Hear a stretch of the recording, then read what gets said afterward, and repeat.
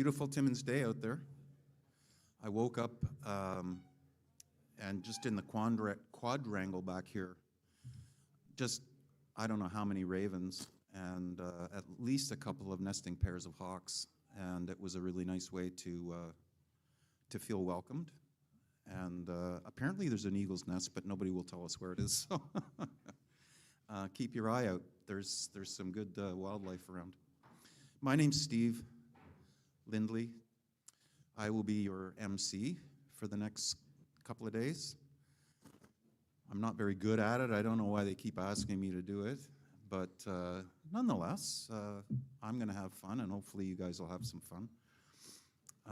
Just quick acknowledgement that we are guests, some of us anyway, are guests on the traditional territories of Matagami First Nation, Flying Post First Nation, Metechwan First Nation, and many Ojibwe, Cree, Oji-Cree, Algonquin, and Métis people.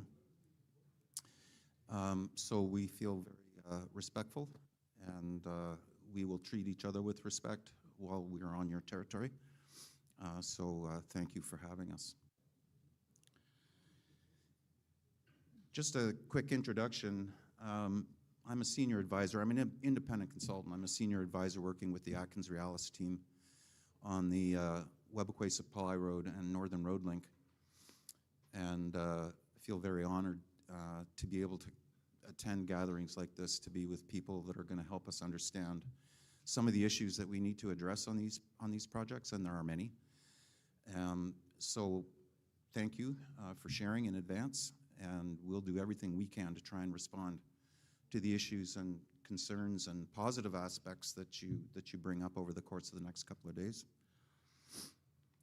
I'm from Toronto. I don't always like to admit that. I've spent most of my career working in the north of Ontario, as well as some of the far north, but a lot of time in the north. I was actually the environmental lead on the Five Nations Energy Transmission Line project, and was extremely honored to be in a meeting in Fort Albany. All the elders had gathered from the Mishkegowuk communities to talk about the transmission line, and this was during the environmental assessment phase. And after a day of discussions, the elders gave us authorization to proceed with the project, and it was one of the most amazing things that I've ever witnessed in my career, just sitting in a room with the elders saying, this is for our future generations, and we'll help you mitigate impacts, and the benefits, net benefits outweigh the net impacts. It was really quite an experience. So I've spent a lot of time up and down the coast and always enjoyed it a lot, have a lot of friends in the coastal communities. Anyway, like I said, I'm from Toronto, as are a number of other people in the room, and we were all on a flight. I won't name the airline, Air Canada. And a half dozen of us didn't get our luggage. A half dozen of us. So they give us this emergency kit. It's got toothpaste, toothbrush, this little deodorant stick that you can hardly see. It's like this big. No comb. I mean, I'm like this in the morning trying to get my hair. And they have a fabric freshener.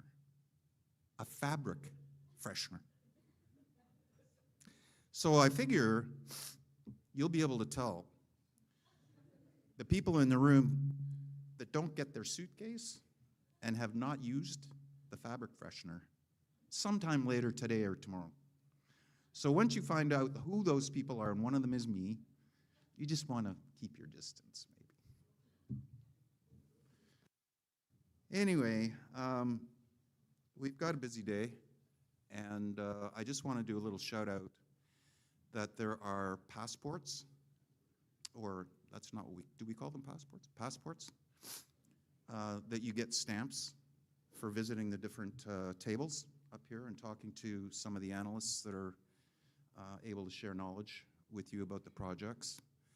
And there's also a workbook, and there will be a draw. There will be 2 separate draws at the end of the event. We're not quite sure when that will be yet. We'll work that out over the course of the day.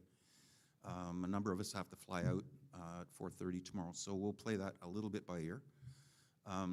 But if you get all those stamps on your workbook, on your passport, you're eligible for the draw, and you're eligible for the draw on the workbook if you pass it in, because we're going to be able to take some of those comments as notes from the session, so it's important. What other housekeeping? We're going to start with project overviews, and we're going to move into a panel discussion on engagement. So we have a lot of ground to cover today, and we look forward to your participation. I don't think we have much more than that, and maybe if I could ask, having a blank. Ryerson, sorry. If he could come up. Ryerson is an impressive young man, a member of Curve Lake First Nation, and a knowledge keeper. He's going to help us get started in a good way.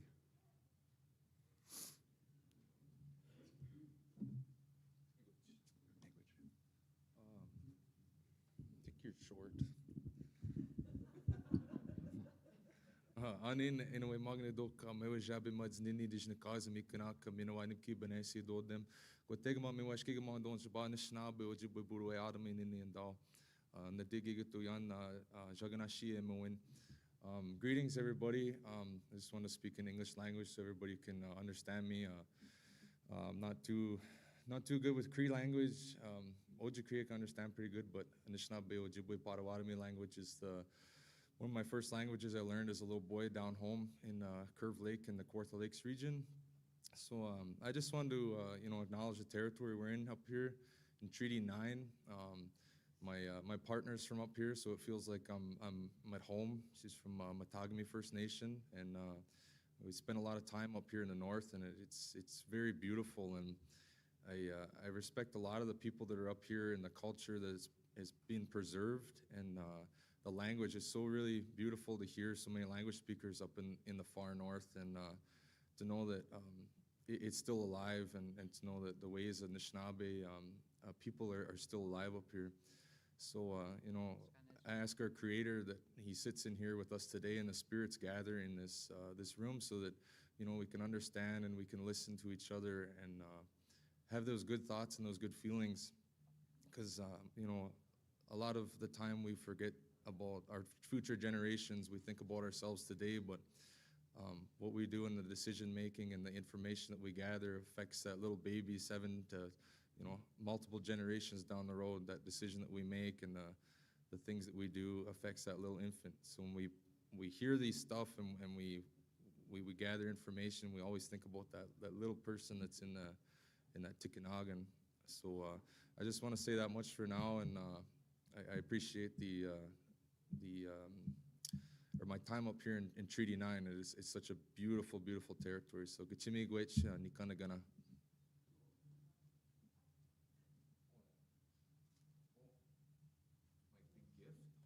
Yes, sir. You're worth it.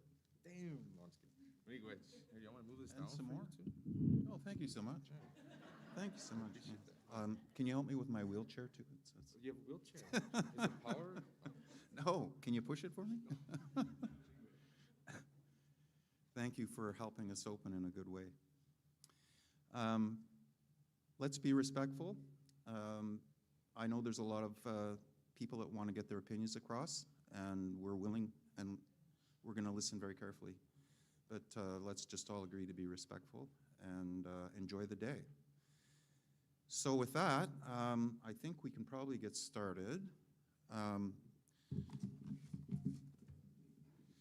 I believe the first order of business is to get project overviews. Is that correct? I don't have the agenda in front of me. Is that correct? And I believe the first project overview is going to be given by Kazim Sadiq from Shuslup. Ingrid's, I'm sorry, Ingrid. And they're going to talk to you about the I guess you're going to talk about the MFCAR, so the Martin Falls Community Access Road. And then we'll have presentations on the two other roads, Webquay Supply Road and the linkage piece, the Northern Road Link, that will connect the road between, well, I guess connecting to the highway and up to Martin Falls, and then a connector up to the McFalls Lake Mineralized Zone, and then the Webquay Supply Road, as you guys all know, will come and join at the McFalls Lake intersection from Webquay First Nation. So, Ingrid.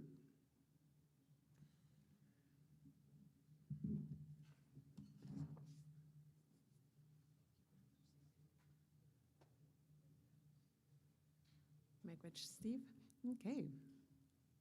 So my name is Ingrid Trimble, and yeah, I'll just give you a project overview on Martin Falls First Nation. So if I could please have the first slide, that'd be great.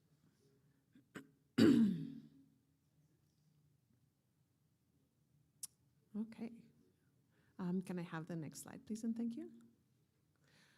So as part of Martin Falls First Nation Community Access Road, we've got different people who are part of the project team. So as you can see on this slide, we've got Bob Baxter and Lawrence Baxter, as well as Rowena Muniz. So today with us, we have Rowena here, and all of them are part of Martin Falls First Nation. Next slide, please, and thank you. And as well today, we've got Qasim Sadiq, we've got Jennifer Bruin, and then myself as part of the team that supports the project. Next slide, please, and thank you. Okay, so we'll give you a little bit of a project overview, how the preferred road was chosen. We'll talk as well as a little bit on the draft environmental assessment impact statement, studies we've done, and what's coming up. I'm wanting to hear from you. Next slide, please. Okay, so on this slide, what you see is a map.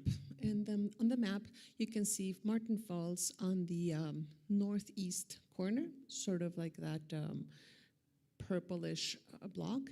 On the east side of the map, you see like a dotted line, and that's the current winter access road.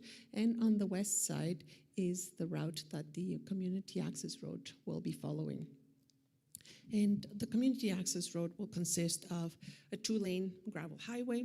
There'll be also associated, well, you need to have gravel to be able to construct the road, and bedrock and such. You'll need, for construction itself, you also need laydown areas, right? Well, you can put your materials and, for example, construction camps and such things. And so all of that is part of the community access road. Okay. And bridges and crossings and other things. Okay, next slide, please, and thank you. So in order to be able to construct the road, you first have to get approvals, right? And so for the community access road, we specifically have to get both a federal and a provincial approval. And so we have to prepare what we call an environmental assessment and impact statement. So that's what we've been working on, and which we have now submitted, well, released to Indigenous communities. We've been working on this for quite a few years. We started collecting information since 2018, so it's been a long time. Next slide, please, and thank you. And one of the things that we were able to get last year was the preferred route, and we didn't just choose it as is. There were quite a lot of different components that went into choosing this route. So there had to be, as you can see on this slide, you've got all of the components, right? So we had Indigenous knowledge that fed that choice. And you had also environmental studies from water and people and the land. And, you know, we also had engineering inputs. And then at the center, we have the community of Martin Falls. Their feedback was very, very important to be able to choose that road, right? Because it's not called the Ingrid Road, it's called the Martin Falls First Nation Community Access Road. So they had to be at the center of that choice. And so we worked with the community to try to figure out, well, how do we best provide them with all of these inputs in a way that they could make that choice? Next slide, please. And so with that, in last year, in August, we were able to actually get the Band Council resolution in August of 2024, which was really exciting. And in that, what you see now on that map is basically the preferred road on which we use to be able to do the environmental assessment and impact statement. Next slide, please. Okay, and as I mentioned, one of the things that we're really excited about after so many years of collecting information and such is that we now have a draft. And what you see on this slide are the components of the draft. So we have the blue circle sort of on your right top hand says plain language summaries. So we tried to make things that were easier to digest, to be able to share with community members, to give you an idea of like, well, what did we learn about, for example, like fish or vegetation or wildlife, right? And so that's part of what we prepared.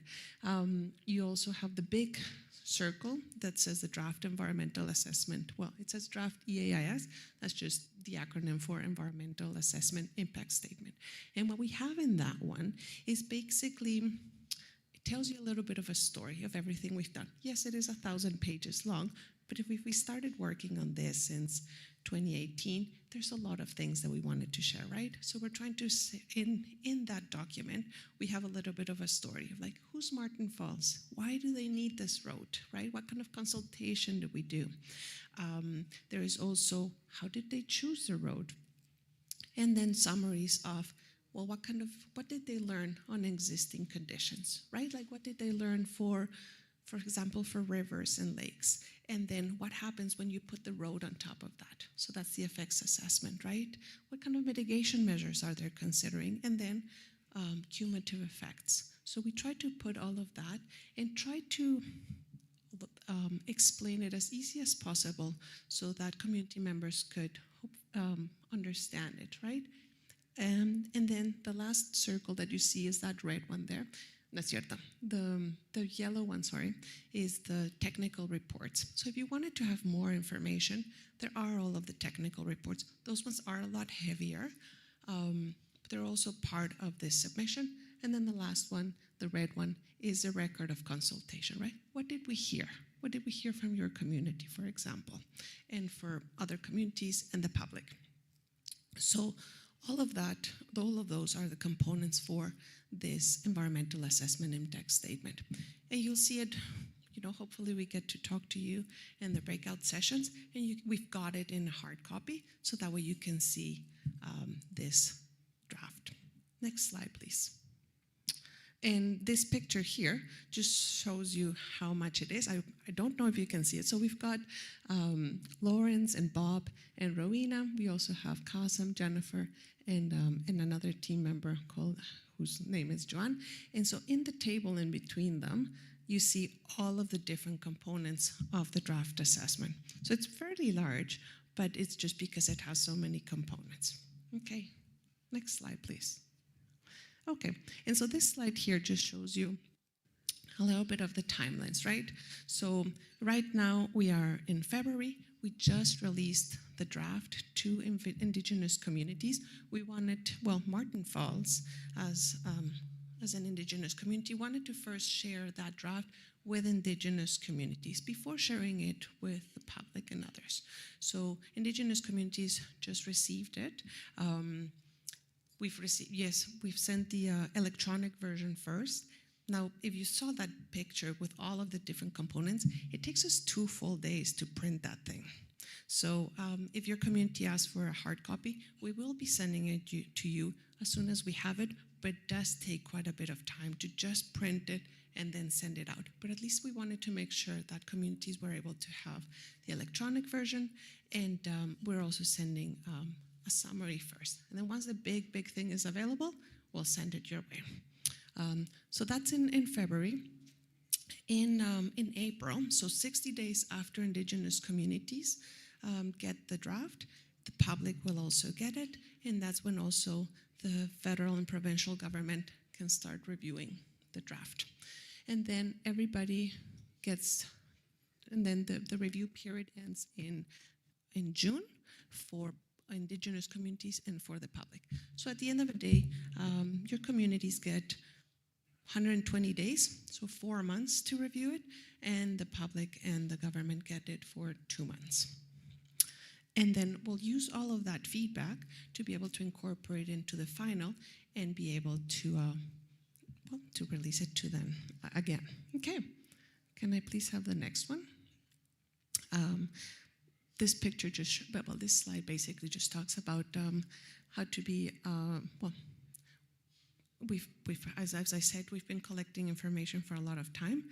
So you can see on that big picture, what the gentleman is doing is he's setting up one of the hair snacks to collect information, in this case for Wolverine and whatever else was showing up to have a little bit of a nibble. But anyways,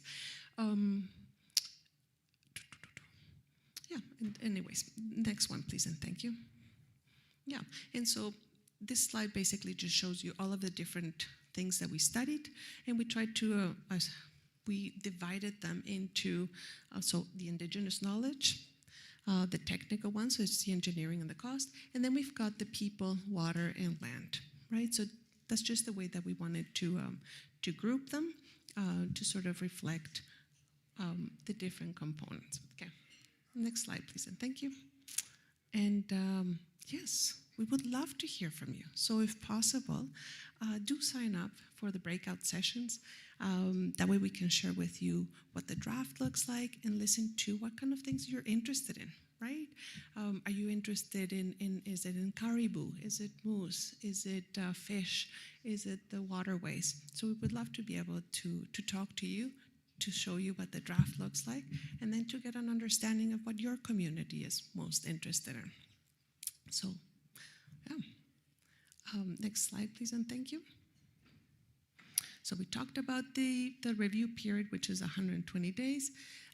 In the spring, we're hoping to have another public information session in Geraldton. And then, yeah, we talked about the review period entering in June. And yeah, once we have all of the comments, we can then prepare the final. Next slide, please. And that's it. And this is the way to get a hold of us. And anyways, thank you very much. And we'll hope to talk to you guys at the breakout sessions. And I don't know who's next. I'm guessing Webekwe or Norm. Yes, it's probably you, Dawn. Thank you very much.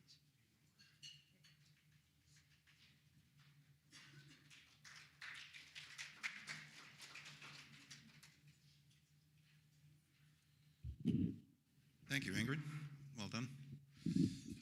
And now we're going to hear a few words about the Webekwe Supply Road. Don Parkinson.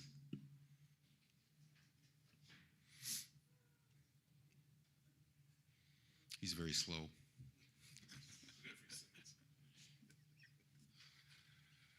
Thank you, Steve. I recognize that shirt from yesterday. It's 2 days in a row. I'm wearing my Air Canada shirt that I was given, and you were too. So, yeah, there was a shirt in the package, by the way. Just, yeah. Anyway. If we can bring up the presentation, please.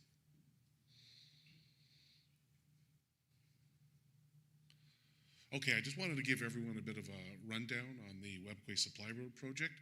We're almost at the same point as MF Carr, as Ingrid was describing. So I'll just walk you through where we are right now, and then we can take questions, I guess, after all the presentations are done. So, next slide, please. So just to remind everyone, the purpose of the Webekwe Supply Road, moving material, supplies, and people from the airport in Webekwe to the Ring of Fire area, providing local employment opportunities, economic development opportunities, of course, and then providing those experience or training opportunities for youth as well. Next slide, please. In terms of the actual project, the planned road is planned to be 107 kilometers long. 17 of those kilometers sit within the reserve boundaries, and the final corridor width is planned to be 35 meters. Next slide, please. We have 6 major water body crossings, the biggest one being that of Winnisk Lake, which is about 200 to 250 meter span. Then there's a few other ones. The most notable, I guess, are Winniskis's Channel to the south of the Winnisk Lake crossing, and then at the east end, almost at the end of the road, is the Mukiltay River crossing, and both of those are about 30 to 50 meters. And of course, these projects are not just the road. They have ancillary infrastructure elements, some being temporary, some being permanent. These include pit or rock quarry areas where you would have processing equipment to grind the stone down to the whatever size is required. And then there's, of course, access roads and crossings to get to these sites as well. There are 4 construction camps planned, pretty well equally spaced along the route. Typically, these would have storage and laydown areas for the storage and laydown of equipment and materials mentioned there. Next slide, please. So I know you can't see it in detail, but we do have some maps, I believe, that will show where the planned camp locations are. Most notably, we have 2 sites for construction material. These would be quarries, one of which is the smaller one. It's more of a secondary site near the Winniskis's Channel crossing. And then in the extreme southeastern area of the reserve lands is a very large deposit that would be the primary deposit. And both of those would serve the construction of the road and the operation for its expected life, which is planned to be arbitrarily about 75 years. Next slide, please. As you probably know, there are 3 projects in the area, all-season road projects. Webequie Supply Road is the northernmost one, running from the airport in Webequie, southeast to the McFalls Lake area, east of the Mukiltay River, where it would then connect with the Northern Road Link, which would then extend south to connect with Martin Falls Community Access Road, just west of Martin Falls, and then that connects down to 2 resource roads that would be upgraded, then ultimately to the highway. Next slide, please. So as you probably know, there's a regional assessment that's going on. This is a federal process, which is separate from our process. We feed into that process, but it is a completely separate process. Next slide, please.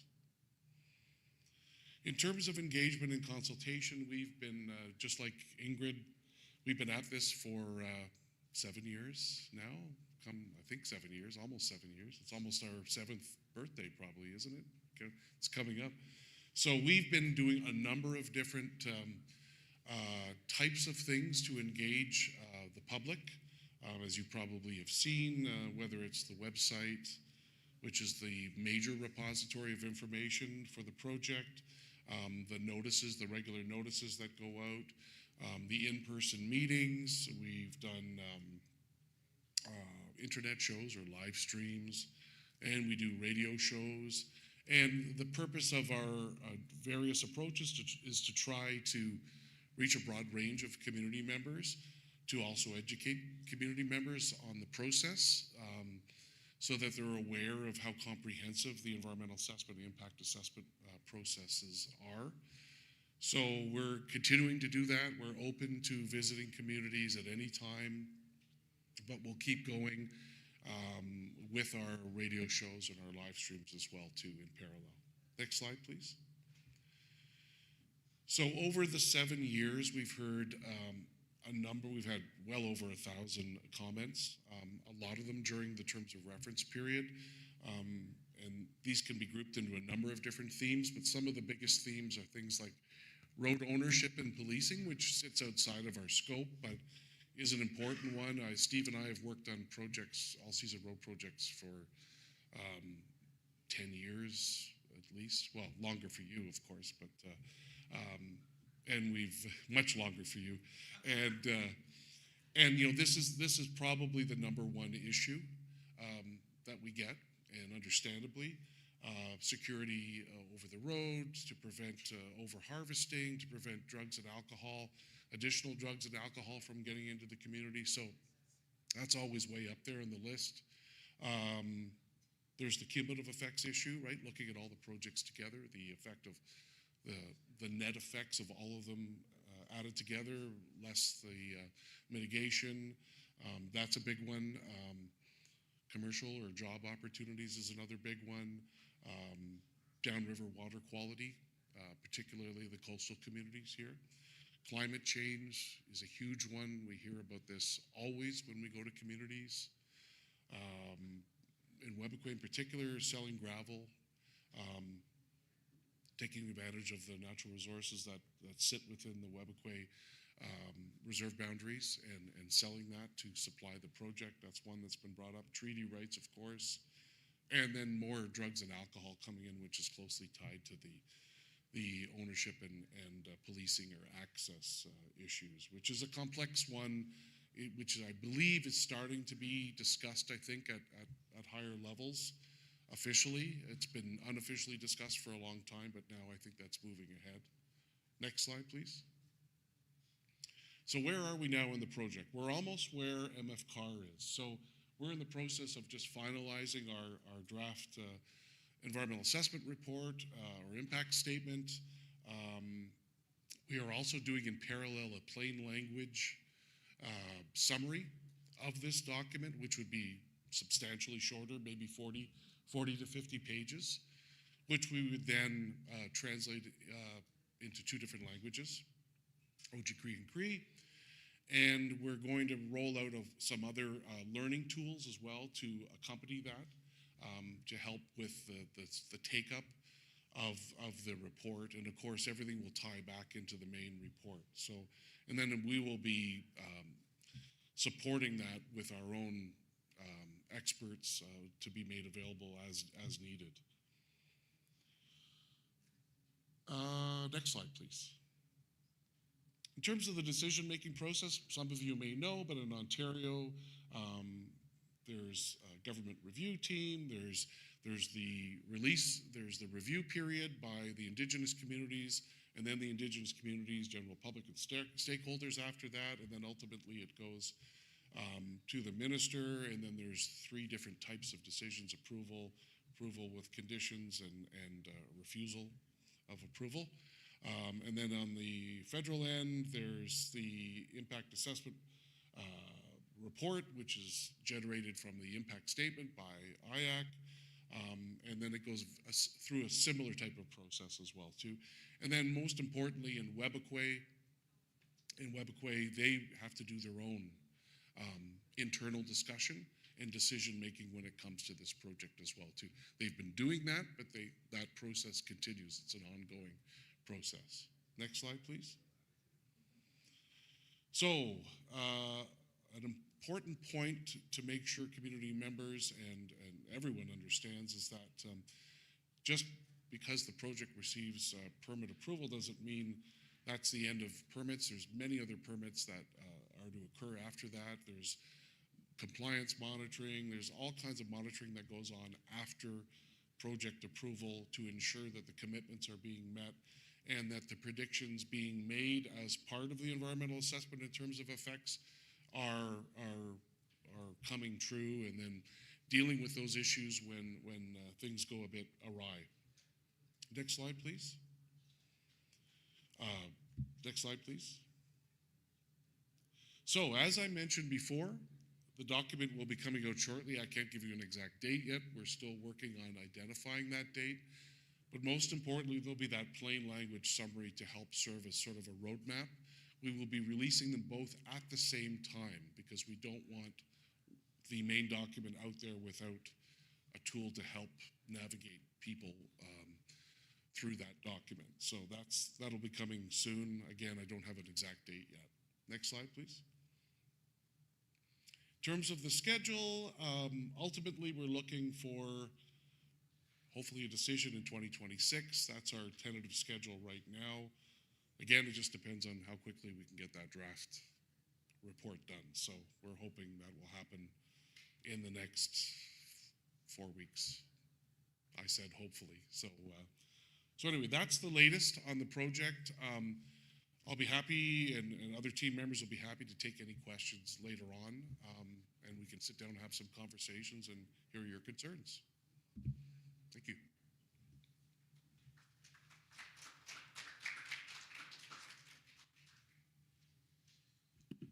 And last but not least, Ange Brooks from Atkins Realis is going to give us an overview of the Northern Road Link.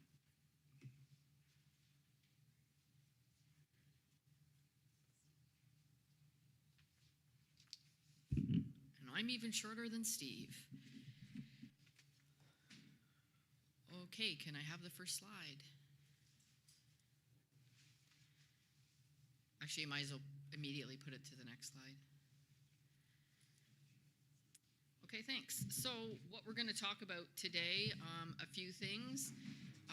The study plans, the Attawapiskat River crossing, our alternatives assessment, a little blurb about cumulative effects, and then I will have Michelle from Dillon to come up to talk about Indigenous knowledge and Aboriginal treaty rights and interests.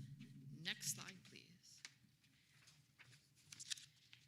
I'm sure you're all familiar with the Northern Road Link, but just as a little introduction and background, it's a proposed all-season multi-purpose road, similar to MFCAR and WSR. It will connect to the Ring of Fire mineral deposits via the all-season highway network, and it will provide opportunities for Webequie First Nation to connect to the all-season highway. Next slide. So a little bit about our project team.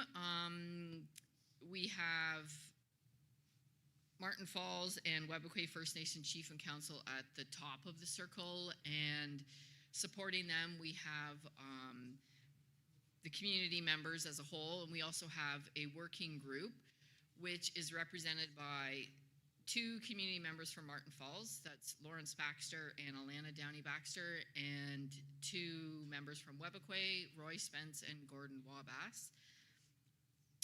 Our project colleagues are Qasim Sadiq and Mike Fox, and then we have in the lower right corner the technical experts, which are all of the consultants, Atkins Realis, Dillon, and a lot of others.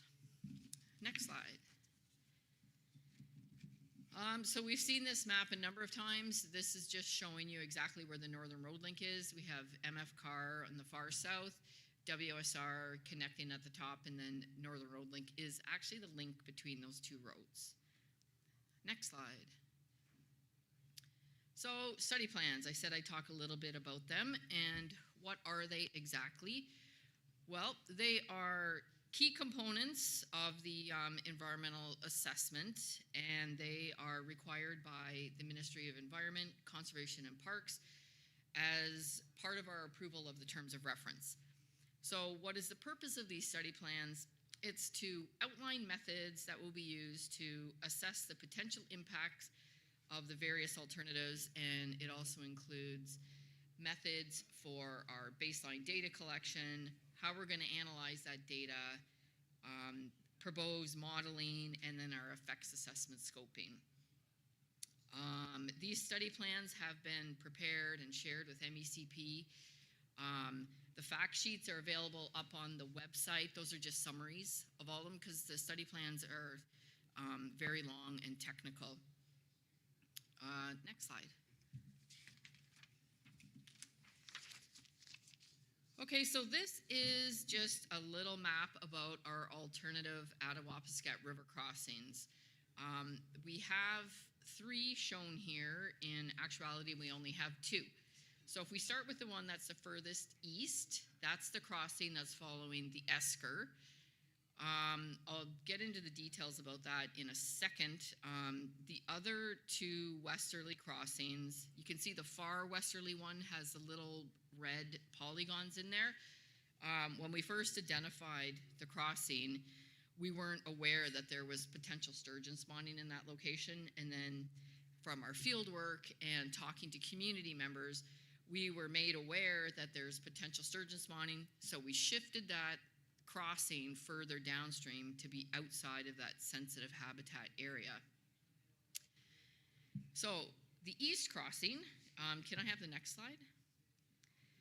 So you can see it's kind of a hard map to see, but that line at the top crossing the river was our original crossing location. And then once again, talking to Martin Falls community members, they asked us if we could shift it downstream slightly so that it would be further away from that little grouping of islands at the top of the drawing. And that's an important moose concentration area. So once again, we got input from Martin Falls and we shifted the stream crossing down to address their concerns. Next slide. All right, so now we're going to get into alternatives. This is a drawing of the Northern Road Link, and these different colors indicate the different alternative corridors. We have a lot of common corridors that don't have technically alternatives. Those are the ones, 2 in the south and in the northern section. Each alternative is 2 kilometers wide. That will allow us to move with it once we choose a preferred corridor to move within that area to avoid other sensitive features or sensitive habitats or put it on better terrain or whatnot. In our approach, actually next slide. So how do we do the alternatives analysis? Well, first of all, the alternatives analysis allows for a comparison of the advantages and disadvantages of the different segment options. That's basically the bottom line of what it is. We have a lot of data that we input into a computer model, and we can assign weightings and scorings to that data, and it outputs the results of which segment is more preferred than the other. We don't have that information to share yet because we're still working on it and we're refining the data and adding more data, and we'll be able to share that information with you shortly. Next slide. So this is basically a slide of the methods. Just as I explained, we input data, we assign scoring and weighting, we build the model, and then we review the output and rerun the model. So that's where we are. We've run it a couple times. We're gonna run it again because when we see the outputs, we realize we need to refine the data because the computer can only work with quantitative data. So we keep adjusting it and revising it to work properly. And then eventually we will get to the selection of the preferred corridor. One thing I want to mention in this slide that at any time in the environmental assessment, if there's somebody, whether it's a government agency or an individual or a community, suggests that we look at a different alternative corridor, that is something that we can do. And that's just a part of the environmental assessment. Next slide. So these are just some of the terms that we use in an alternatives assessment. It is a technical aspect. So we have factors, criteria, indicators, data sets, and I talked about weightings and scorings. Next slide.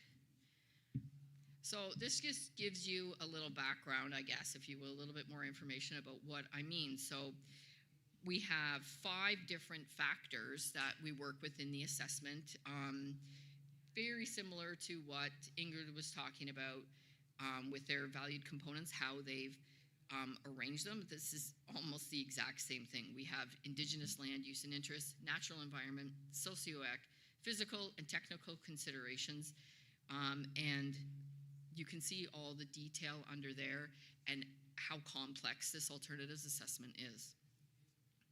Okay, next slide. So this is just a little schematic of what I talk about with weighting and scoring. And so far we haven't applied weights, and each factor currently is weighted equally. But as we refine the process, we are going to assign higher weightings to certain factors that are more sensitive or more important, if you will. This is where we need feedback from community members and others so that we can have an idea of what's considered more sensitive, I guess, if you will, so that we can figure out what we want to apply higher weighting to. Next slide. This is just another example of the multi-factor analysis. So I just pulled out the biological environment and Indigenous land use and interests. So under biology, I have moose and fish habitat, and then the indicators get down more into the weeds. So just as an example, we have area of winter habitat for moose and then area of aquatic feeding habitat. So that's what I mean when we need quantitative. So we need actual numbers. And fish habitat would be areas of water bodies impacted and area of high sensitivity habitat. And then under Indigenous land use and interest, just as an example, we have area of caribou habitat impact, number of hunting and fishing cabins, and areas of, planned harvesting or gathering sites. Next slide. Okay, so this is just a little information about cumulative effects. Cumulative effects is an assessment that's done more or less at the end of the impact assessment stage of the project. And what we do is we take any leftover effects that we have after we've applied all of our mitigation measures all through the impact assessment process, and we take those leftover effects and see how they will interact with past, present, and future projects within the region. We have, I think it's between 12 and 15 of these past, present, and future projects and areas that we have basically been assigned to the project by the Impact Assessment Agency of Canada that we have to look at in the cumulative effects assessment. We have a map of them. I don't think the map is over there. It's one of the table maps. We'll have it in the breakout rooms so that everybody can have a look at it and see the projects that we're talking about, because it covers a wide geographic area. And if you have more questions about the cumulative effects assessment, because it's complicated and confusing, just come and talk to any of the project team members and we can discuss it a little bit more in detail. Yep, and I think that's it for me. And now I will have Michelle up.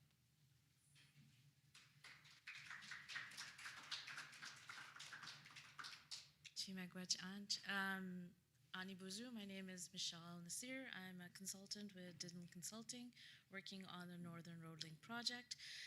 I serve as the Indigenous Knowledge Program Lead, as well as the Aboriginal and/or Treaty Rights and Interests Assessment Lead. Could I get the slides up, please? Thank you. So the Indigenous Knowledge Program is our program that is designed, and our attempt at being innovative in including Anishinaabe and Indigenous knowledge throughout the process. And our hope, because we're led by Webikwe First Nation and Martin Falls First Nation, is that through their guiding principles and their three-tiered approach, that we can work with communities to collaborate on this work throughout our environmental assessment process for the Northern Road Link project. What we have here on this slide is our depiction or showing how we're going to undertake the Aboriginal and or treaty rights and interests assessment by first utilizing Indigenous knowledge and weaving it throughout the process to end at the stage which we call our baseline condition setting.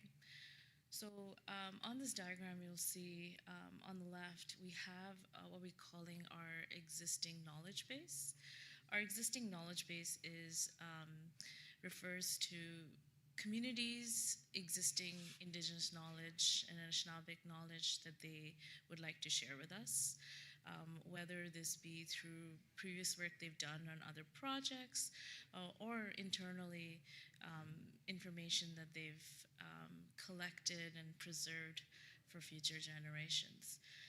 This also, our existing knowledge base also includes looking at what's publicly available, information that's been validated by communities for different processes. So it could be for different projects that they've taken part in that are outside of the community that they were identified as being participant to. So that's our existing knowledge base. On the right, we have our project-specific studies.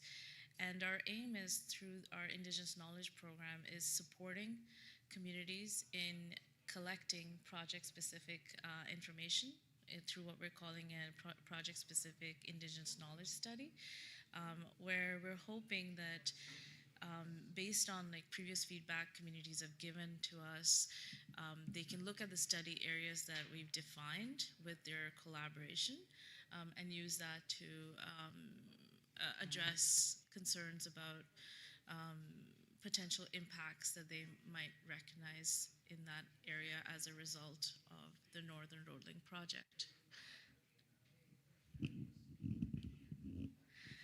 The other aspect of the project-specific studies is that we have display boards up here at our Expo booth, as well as at previous open houses, where there have been opportunities for communities to participate in our field monitoring programs or in our field studies as well. And that usually means that field monitors will travel with teams that are going in during the field season and participate with them, and that information as well can be the basis of our Indigenous knowledge base for the Northern Road Link, with the idea that that information would be validated with communities. And that's basically our basis for how we are going to be laying out the existing conditions or the baseline conditions for the work we're doing for the Northern Road Link. Next slide, please. Thank you. Here on this slide, we are showing our overall overview of our timeline for our Indigenous Knowledge Program. We also have a poster up there if you'd want to take a closer look later that shows the same timeline.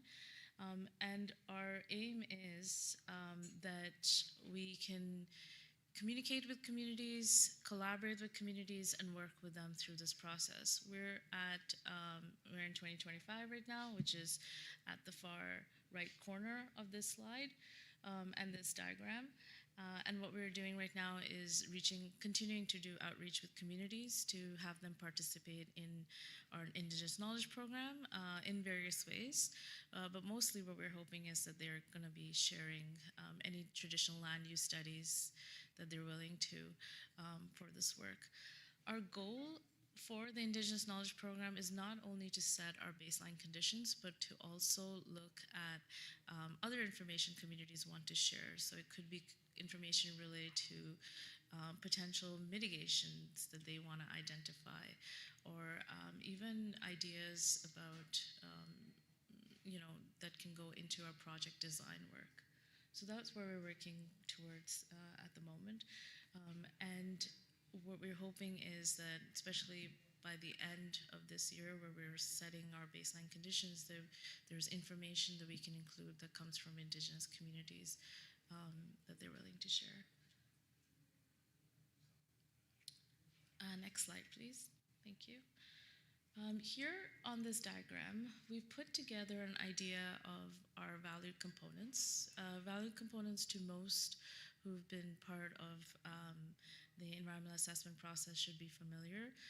And especially, I know a lot of communities are coming to recognize terms related to that, especially if they've looked at earlier presentations or earlier work that Martin Falls Community Access Road is doing, as well as the Webequie Supply Road. So for us, and our understanding of our project's valid components are these are the elements of the land, which is the water, the medicines, the berries, the fish, and the animals that form that part of that ecosystem. And we put in our work, led by our communities of Webakwe and Martin Falls, our proponent and who's guiding our work, we put Indigenous knowledge and Anishinaabeg knowledge in the center. So it is the information that we get from communities through the processes that they've decided that they want to share that information with, which feeds into all our valid components.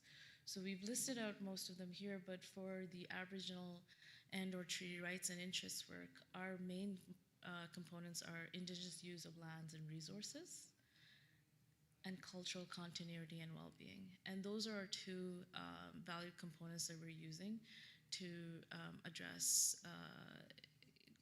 assess for impacts and address potential negative and positive effects of the project.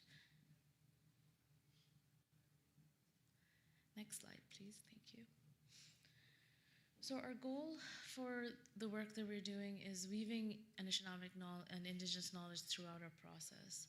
So as I mentioned earlier, whether it's through the environmental assessment process, whether it's through the decision-making that's happening as part of the assessment process, and as mentioned earlier, project design. So one of the things that we're hoping to do is support communities in raising awareness of the potential for impacts of certain developments in their area, and to, in a way, to support communities to encourage preserving Indigenous knowledge in various ways and to seeing themselves reflected in the environmental assessment that we're doing here. So our goal for the work that we're doing is not only to, consider and how we're considering Indigenous knowledge throughout our environmental assessment process, but also ensuring that the work that we're doing is deeply rooted in what the communities have wanted, what the communities need, and that the process is led by the communities in the way that they want to see it. Next slide, please. And that concludes our presentation. If you have any questions or comments you'd like to share this afternoon, some of the team is going to be at the Expo booth in the corner there, and the rest will be in the breakout sessions, and we're happy to discuss with you as we move forward. Miigwech, thank you.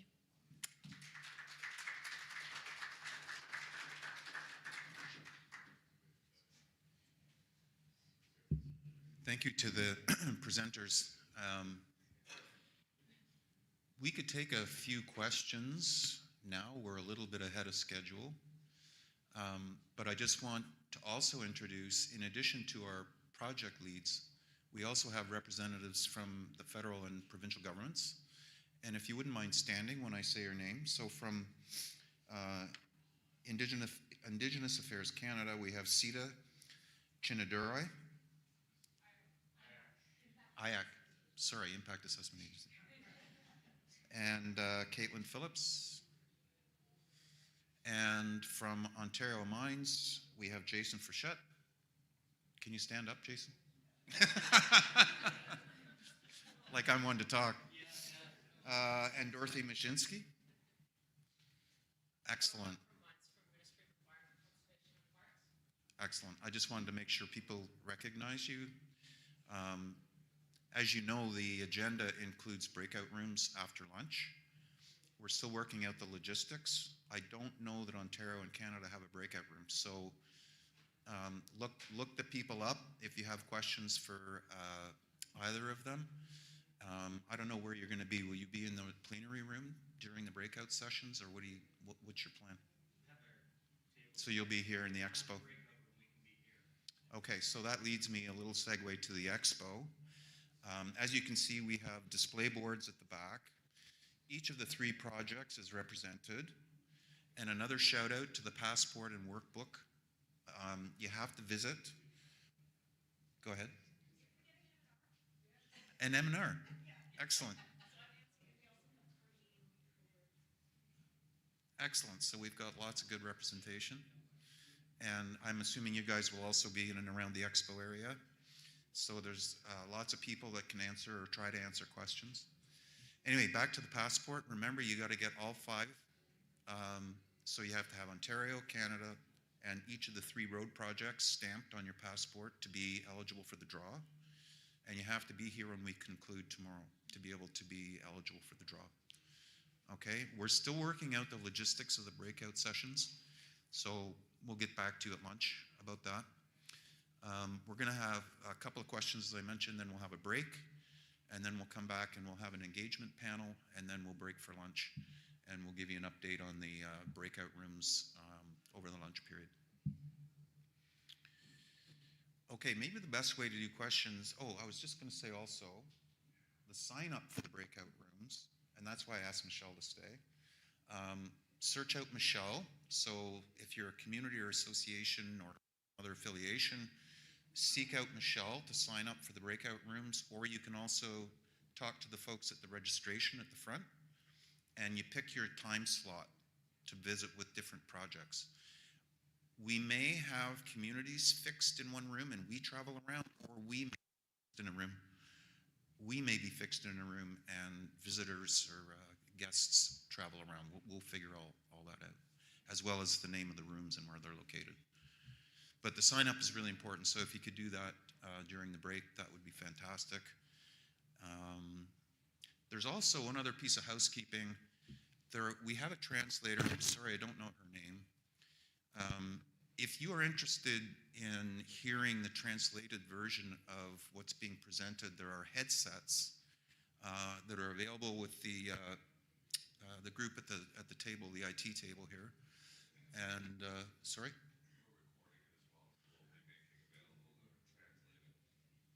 How will people get that?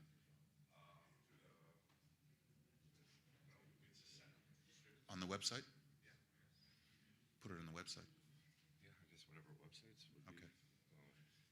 Okay, that's good. So if you aren't interested in hearing the translation directly, you're comfortable in the English. There may be people in the community when you go back that might want to hear the translated version, and it'll be available at least on the website. Well, we'll send out an email notification at some point. Okay. But anyway, for those who are interested, there's headsets here, and you'll be able to hear our fantastic translator through the headsets. Okay, I'll take questions, and we'll have the representatives from the project teams. I'll just kind of distribute the questions.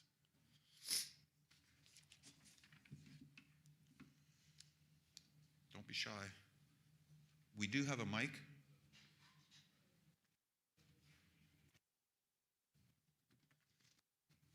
People want their coffee, I think. That's fine.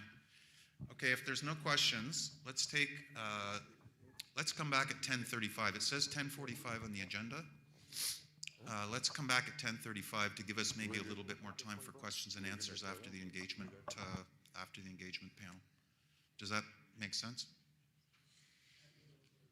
Okay, we'll see you at 10:35.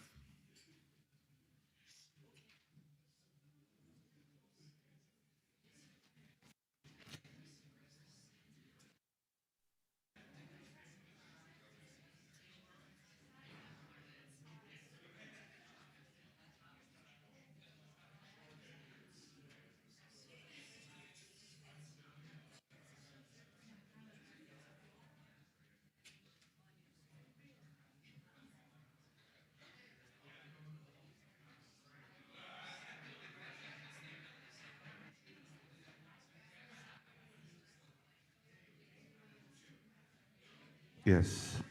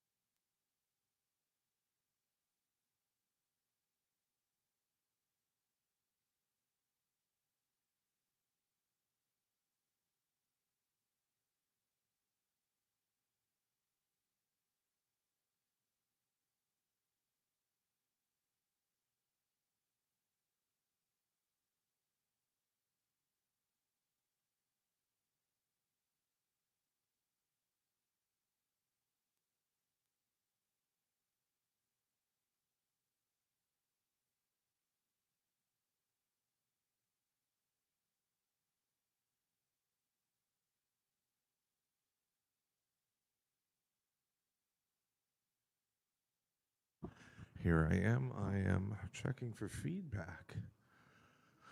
Checking for feedback.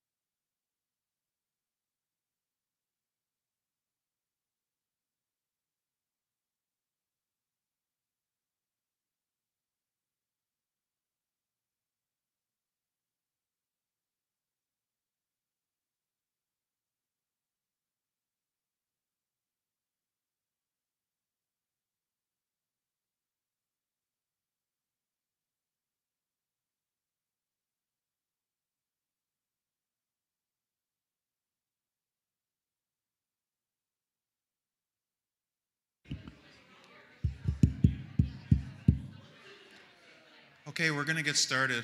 If you wouldn't mind taking your seats.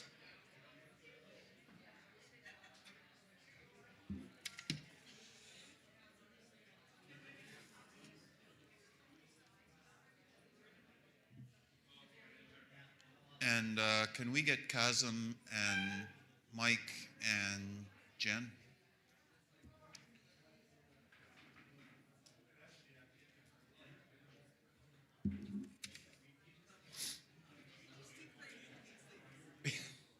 Are you there? I see you, I think.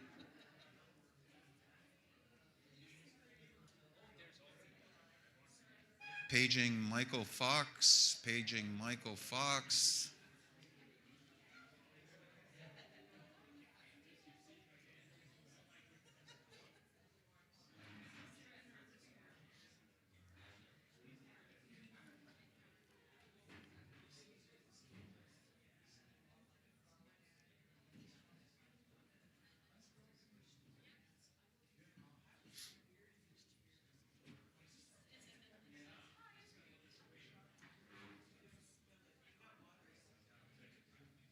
Okay, can we have your attention?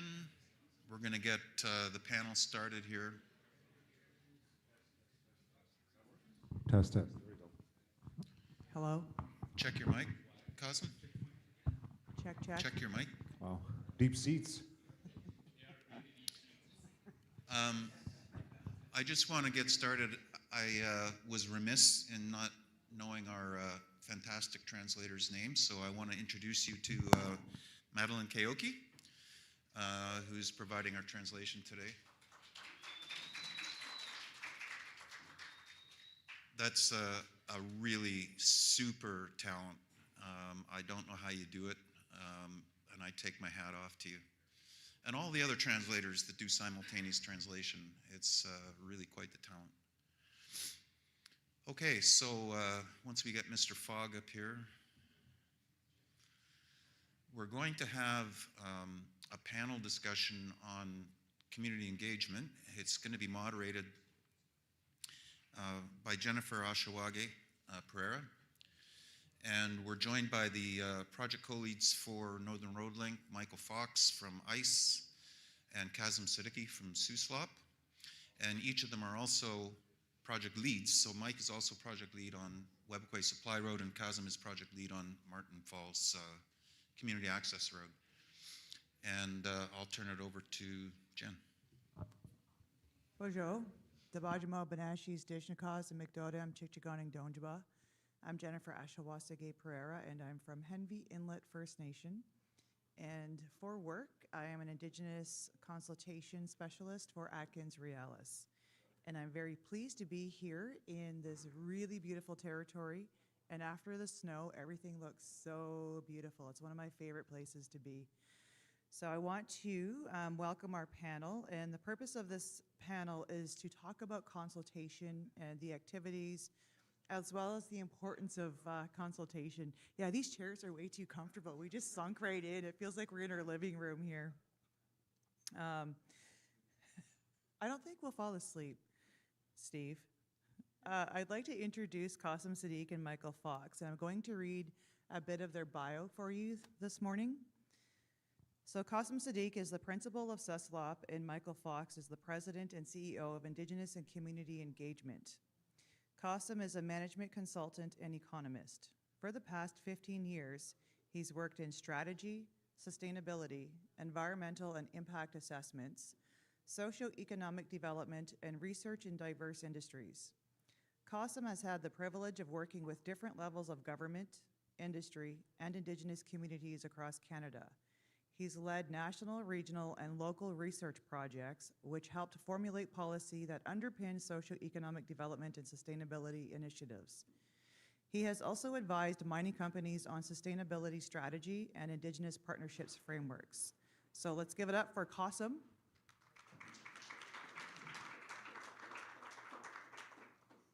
And over to Michael. Michael's from Winisk First Nation, and some of you might recognize this gentleman. He is the president and CEO of Indigenous and Community Engagement, and he brings a wealth of experience in structuring projects and financing for both industry and Indigenous clients. He's a certified professional facilitator, a certified change management practitioner, and a certified professional Aboriginal economic developer. He's the co-chair of the Indigenous Affairs Committee for the Prospectors and Developers Association, or PDAC, and is the co-chair for the jury panel for the Progressive Aboriginal Relations Program at the Canadian Council for Indigenous Business. And he also sits on the board for the Indigenous Centre for Cumulative Effects, the Thunder Bay Economic Development Commission, and is a ministerial appointed board member for the Northern Ontario Heritage Fund Corporation. So let's give it up for Michael.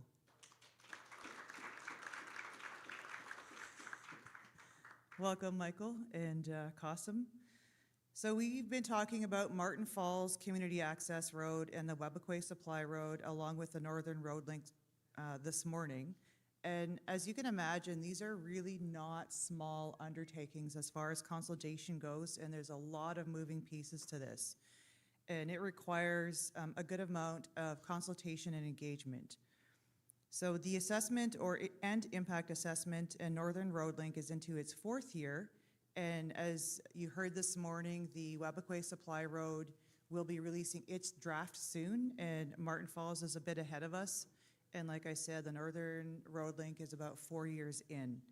And so we've undertaken various kinds of consultation activities throughout the lifetime cycle so far of all 3 of these projects. And as I said, Michael and Qasim are the co-leads for NRL, and Qasim is the project lead for MFCAR, and Michael for WSR. So let's dive into the consultation pieces of this. So first, we're going to discuss the importance of consultation to all of these projects, and we'll start with Qasim. Thanks, Jennifer, and thank you so much, everyone, for joining us this morning. Beautiful day out there. You can almost see the sun shining bright, which makes me feel good at least. And we have windows. We have windows, yeah. Theoretical, but we still do. So the importance of consultation to the projects, certainly to Martin Falls Community Access Road as sort of the first project that I started working with was and is paramount. It has helped us define the project, ensure that the project as it continues to progress, develops a level of understanding between what the project wants to achieve and what the neighboring First Nations are willing to do with the project as well. So to get to that point where there's a shared understanding of the project, its intent, its purpose, its location, its impacts, how we mitigate those impacts, and then ongoing conversations around what do we do about impacts that we can't really mitigate completely. And fortunately, as a road, there aren't a remarkable amount of those, but there still would be some. And that is only possible. All of the above are only possible through consultation and engagement. Now, as an Indigenous proponent and trying to do it as one of the first projects, it also meant that consultation was very important with the proponent communities, with Martin Falls, and on the Northern Road Link with both Martin Falls and Webequie, to try and make sense of what exactly does the proponent nation want to achieve for the project. And that's a really large layered question. So you go through it one layer at a time. You go through conversations starting really broadly, and then you start to narrow in. And when it starts broadly, it starts with the purpose, the intent, the vision of the community. And you think you go in and it's a new project and people have new ideas, but it's not. The nation's been talking about it for every time I go into the community, people talk about it, that, I've been involved with this conversation for the past 30 years, for the past 40 years. Our parents have talked about this project for a long time. So these are long conversations at the community level. So you want to make sense of those. You want to try and understand them. You want to try and appreciate exactly what the intent of this is, what the hopes, aspirations, dreams of the community are, and that's where it starts. And as the project is now coming to a point where the draft is out, and hopefully the final would be released at the end of the year, to get to that point, to get that decision from the nation that yeah, this is the preferred alternative. This is where you want to go. We could not have gotten there without really strong consultation and engagement. First of all, with Martin Falls on the community access road. And that was a remarkable process in itself. And I think Ingrid slightly spoke to it in a summarized way this morning. But just to elaborate on that a bit more, we did all of our technical analysis from the environmental perspective, from a socioeconomic perspective, from an engineering and cost perspective. And we thought we already had the indigenous knowledge required by the project to a certain extent was available to us. So we had that baked into the analysis as well to define certain decisions. But through consultation, we were able to fine-tune it quite a bit. And fine-tuning doesn't really moving it by an inch. Fine-tuning means, having a very deep and meaningful conversation on the crossing over the Albany, where people started talking about the visual aspect of the road and how it impacts their ability to continue to enjoy a really special part of their traditional territory. And that's something which can't be captured without those deep conversations. And I think that's a great example on what consultation has meant to this project. Same example with our neighboring First Nation to the south, Arrowland First Nation. We were not able to say that this preferred work. Still, we had those deep, meaningful conversations with Arrowland. And that took a while to sort of structure to ensure that, there's alignment at the leadership level, that they're willing and ready to welcome us. That was also a little bit of a process. Once we were able to do that, and then we were able to sit with the nation to talk about what had we done. They were very curious to hear what did Martin Falls say so far. So we talked about all the feedback, input, and direction we'd received in Martin Falls. Then we spent a lot of time getting their feedback on their concerns, on what they were willing to live with, because the road ends up in their traditional territory. So it's paramount for Arrowland to be aligned with the vision of the project, and paramount for them to say that, yeah, this works for us. This sort of ensures that our values are protected. This is a project that we can see as A, required, B, as something that we're willing to support as Arrowland First Nation. And once we got to that point, we were able to say this is a preferred. Without that, there's no long-term success for the project. So even at the initial stages, but if you think long-term sustainably, there's no success without that level of sort of meaningful conversation, and then decisions reflecting that meaningful conversation as well. Yes, and as we move along, a lot of those conversations continue to be ongoing. It doesn't stop just when the draft is released. I just wanted to note that. And then move it over to Michael. What is your take on the importance of consultation? Thank you. Miigwech, wache. I was just looking at myself, unfiltered. I usually have my filter on with my camera, and it's like, good to be here.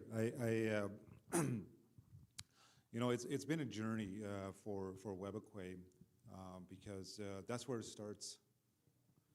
The engagement with Webakwe, the consultation with Webakwe, and the definition of the project that they wanted, the definition of the purpose of what they wanted, and part of that is the reflection of their aspirations, and learning from others, but the hardest part, it took probably, I would say probably 2 years before the membership really understood that they're the proponent. Like even when we did other studies, other routes for potential all-season roads with 4 other First Nations, and that included Nabinimik, Niskanaga, Inibomitu, and Webakwe, we looked at other routes. We had 9 different roads, but even in that process, the communities, the biggest challenge for the communities that it was like their road. It's not a third party, it's not industry, it's like the whole premise of our discussion is that what do you guys consider about a road? And there was already discussion about realignment of the winter road to a higher, drier ground. which is really an intern step to an all-season road. And then moving that discussion to a real road. And so that took about, I would say, 2 years before the membership got that premise. We're the proponent. It's an Indigenous-led project, and therefore, what are the principles are we going to follow? Right? What are the Indigenous principles, Webequie's principles are we going to follow? We understand the provincial principles, we understand the federal principles, but what are the Indigenous principles? And that had to work out. And based on those principles and our understanding of our neighbors, the shared land, the shared language, the shared culture, the shared history, what is our list of communities we're going to deal with? So they came up with their own list of 8 First Nations based on family relations, based on just the overall network, relational network in the area and what they knew. So that started off with 8 First Nations. The federal government came with 10 First Nations on their consultation list, and then and the provincial government came up with 22. So it was a larger cast. So right from the beginning, it was Indigenous envisioned and defined. And they looked at Five Nations Energy Inc. Like, how do they become proponents of a transmission? Another linear project. They looked at Wate Power. Here's another cluster of communities looking at an infrastructure play in the west side. And they looked at Victor Project, the Diamond Project by Attawapskat, and they also looked at Musselway. 2 different models, right? One, some would say it's the worst case scenario, for a mine operations, 11, 12 years, and very little for the community. That's one opinion. And then you got over 25 years of operations with 4 signatory communities of a gold mine and continuing, right? And the tribal councils being signatories of those impact benefits agreements, and all the enterprises and all the jobs that they're creating now, investing in Thunder Bay on hotels and stuff like that. So you have 2, call it worst case, best case, and they looked at those things, right? Like, okay, the lessons learned to our east, what are the best case on the west? Because there are 2 different scenarios. So it wasn't in isolation, from Webequie. Like, they got family members. Roy goes to ceremonies in Attawapskat, and he's always asking for airport rides and helicopter rides to bring family members back and forth. And they got family members on council on the other west side communities. The people moved away and married into other communities, so they're not in isolation. Like, they have a pretty good understanding where people's views are, and that's why they came up with the Webequie 6. I think the journey is a collective journey, a shared journey with the regulators, because they too, I think, were learning, in the beginning, and it kind of evolved, that it is an Indigenous-led project. The project description, the actual route for WSR was shaped by Indigenous knowledge. Steve and Don, when we were in the community, like the original maps, we had routes going straight down, the shortest route. But they were sacred mounts on the north-south route. And the elders said, and the members said, no, you're not going there. Okay, I guess we're going this way and curvy. That's why it's so curvy before it goes down. And we thought, I don't know, I did anyways, I don't know about the techno team. I thought they would go right down to Norance Road, but they said no. That would have saved us probably $10, $15 million of geotechnical work. But they said, no, we're not going that down south, we're gonna go this way. Because of the lakes that they had along the road. It was more north from that they wanted that road. So that's the difference, when you have an Indigenous-led project, that it was shaped by Indigenous knowledge and the community members right from the beginning. Miigwech, I can really appreciate that because it's not an exercise of grabbing a map, a ruler, and a Sharpie and just drawing a straight line. There's a lot more to it than that. And I also like some of your comments, Michael, about taking 2 years to socialize the project in community, because in community, we have to decide if this is really something we want to do, because this is a really large, significant project that we have to consider every aspect of, because there's a lot of sensitive areas. So now I want to move into tools we've used in consultation, and there have been many, and we consistently try new things as well. So first I'll move it over to Qasim, and let's talk about some of those tools that are in your toolkit.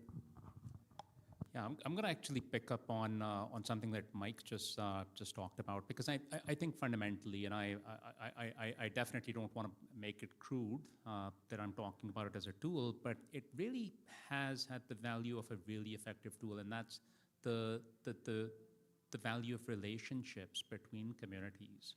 And without those relationships, we would have struggled significantly in our ability to go and have conversations with neighboring First Nations. So I think at a higher meta level, I think one of the biggest tools at our disposal as a Indigenous-led project was the relations that existed between the leadership and membership in Martin Falls, in Webakwe, with all the neighboring communities, whether that was sort of neighboring communities like Aroland or Yabmatang, and the list goes on to about 21 First Nations. Those conversations, the enabler initially was absolutely that relational value that existed. I think without that, there would have been a dearth of consultation and engagement.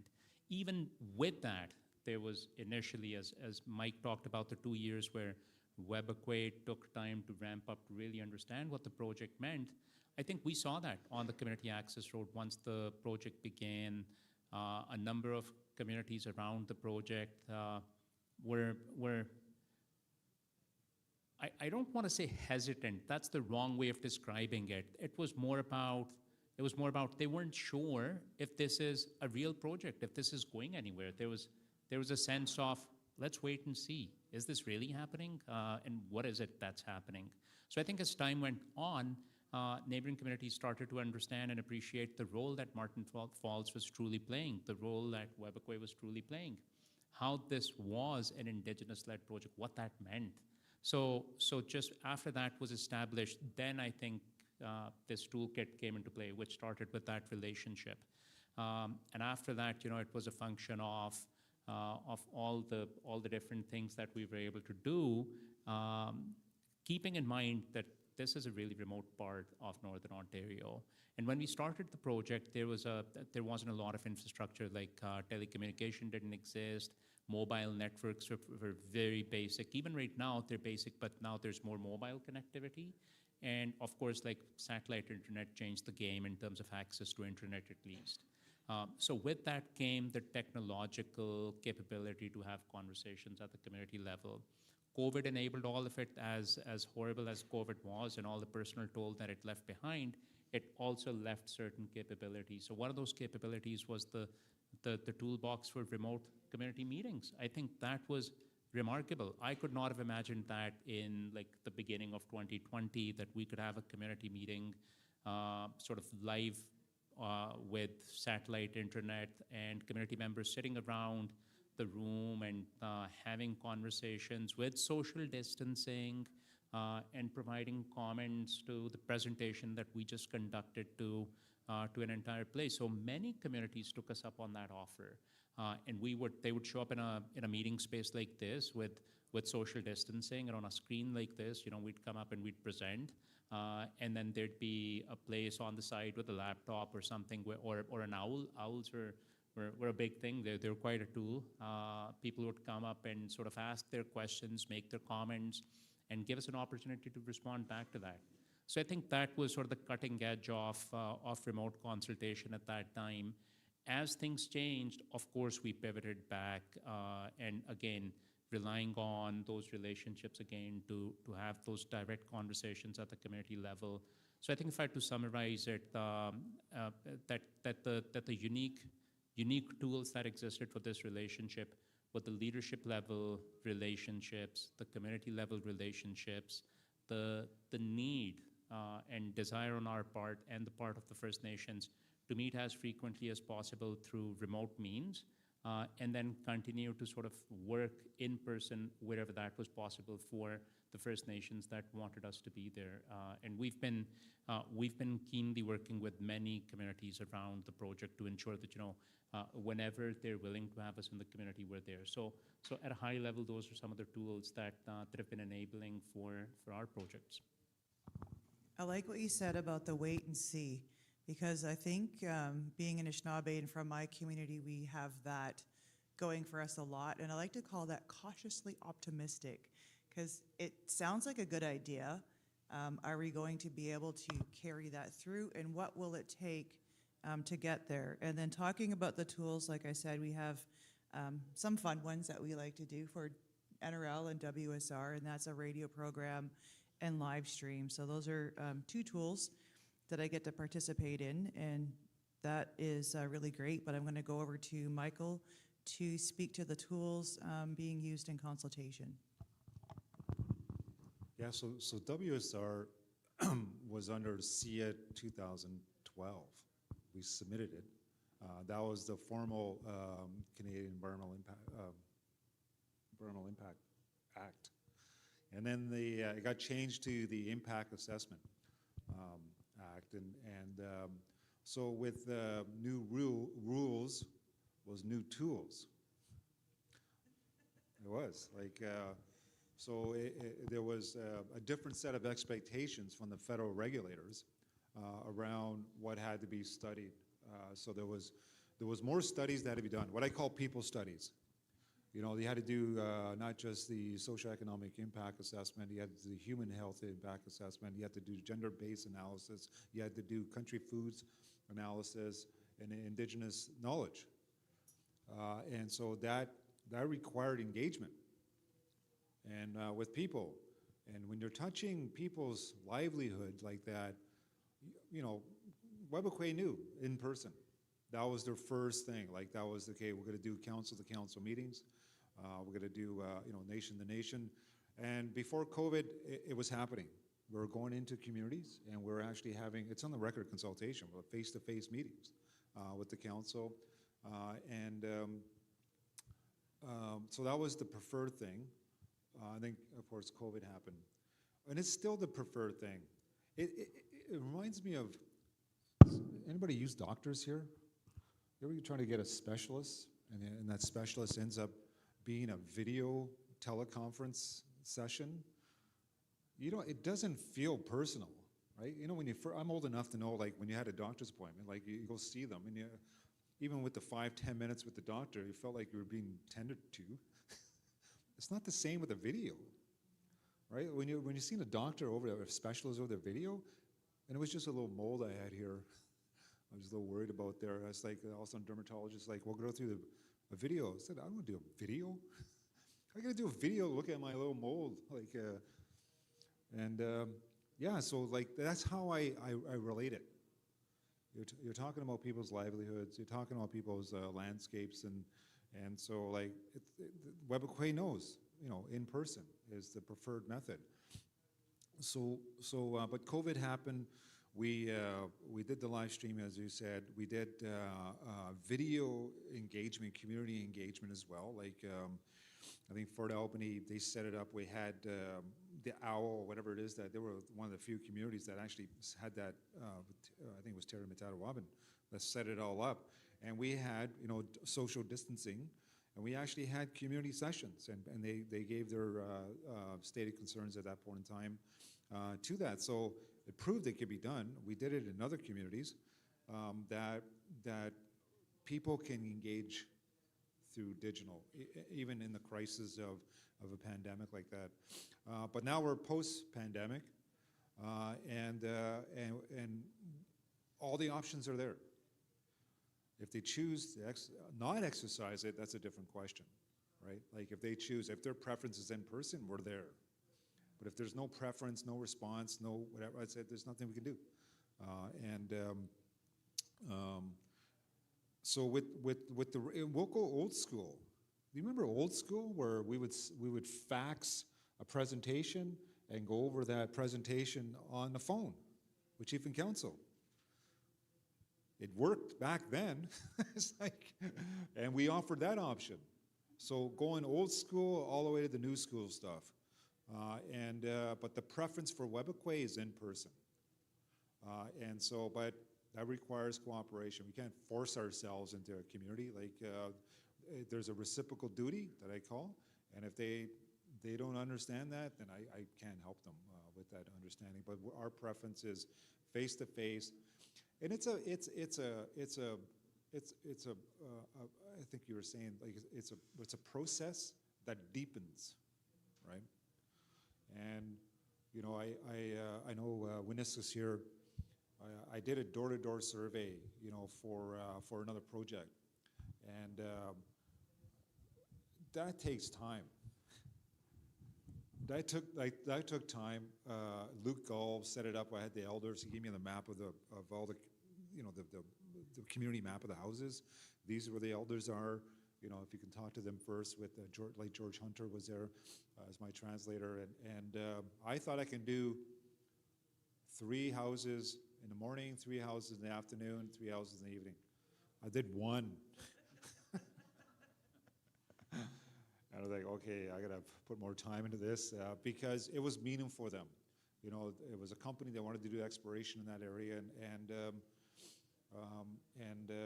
they just talk. Like as much as you want a professional one-on-one answer, Indigenous people, it's storytelling. In fact, one of the elders told me where I used to go with my auntie, and I didn't know.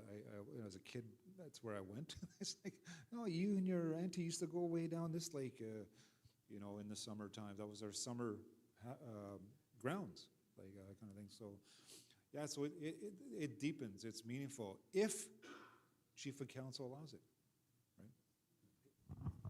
Yeah, and that's the thing, and I like what you were saying, Michael, about old school all the way to new school, and the importance of having those in-person meetings and talking about, it's storytelling time, and it's a little bit more than storytelling as well, because when we go into communities as human beings, people want to get to know who we are.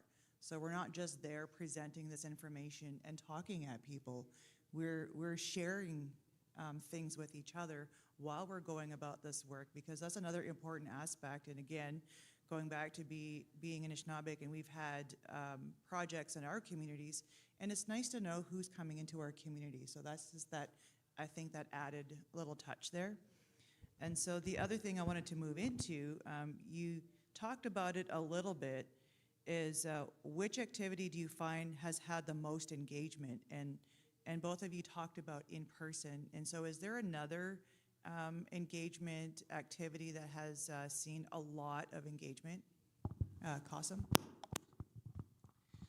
Yeah, there's definitely, just like anything in life, some things just resonate so much more than other things. I think that's been true for us as well.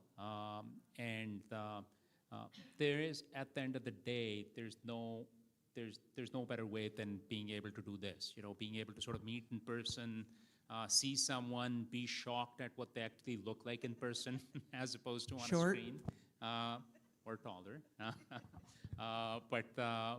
It's like it makes it so much more real. Like we're sort of as human beings, we've like centuries of evolution that says you've got to have that in-person interaction.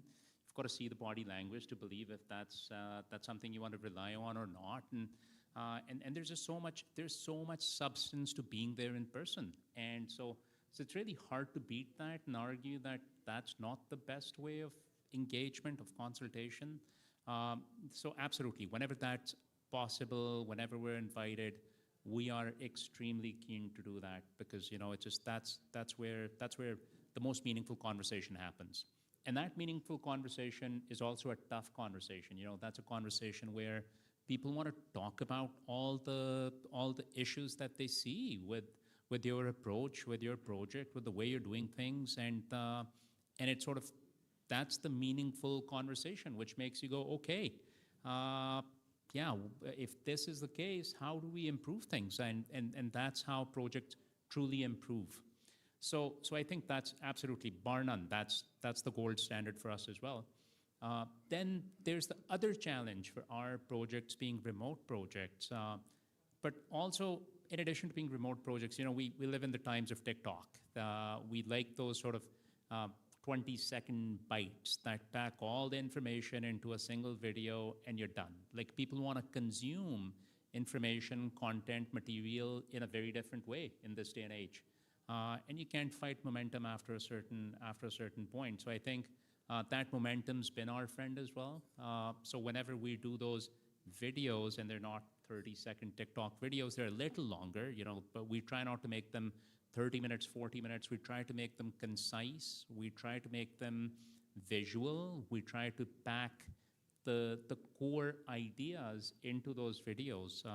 So that's had a lot of traction in communities, because if you have questions about, or your thoughts about a certain aspect of the project, and out comes this video, which we send to our stakeholder list, that gives you an update on it. We've seen a lot of uptake on that. We've seen people viewing that quite a bit. We've seen people commenting on it. Every time I'm in a community or at an event like this, PDAC's coming up next week at PDAC, people always bring those videos up. So I think that's sort of been my barometer for, that's one tool that's helped us get information out. And the more people know, the more they want to talk to us. So hopefully that's sort of a loop which feeds that in-person conversation. Yeah. So I think those are two unique things that I do. Well, not unique, but those are two really fundamental aspects of what's gained traction on consultation, at least for the community access road. I appreciate those quick hits, because in these days, many of us have short attention spans, so we like those quick bites. And what about you, Michael? What are some of those tools or activities that you've seen the most engagement in for WSR and NRL up to this point? In person, without a doubt. And you'll see the different range of opinions manifest on the floor, right? Usually the opposition group voices will come up, I won't even say opposition, concerned members of the communities will come up, and it's a lot, what their concerns really is premised on a number of things, right? So we try to tease out those premises, like what is it about that concern, and then I guess, I don't know, maybe people get irritated, with their own members. So these, like, the same community, and then someone will start speaking up, I want jobs, right? Like, I hear you about that, and that sounds like that's going to be taken care of. But I'm thinking about the youth. I'm thinking about so those community, like, where you get the best engagement is in person, and you can see the range. And then that doesn't mean that someone grabs the mic, because I did this. I don't know if you guys use Docmocracy, but I remember one session where the guy, it's always, sometimes the open forums become open season. They open fire on you, like, kind of thing, and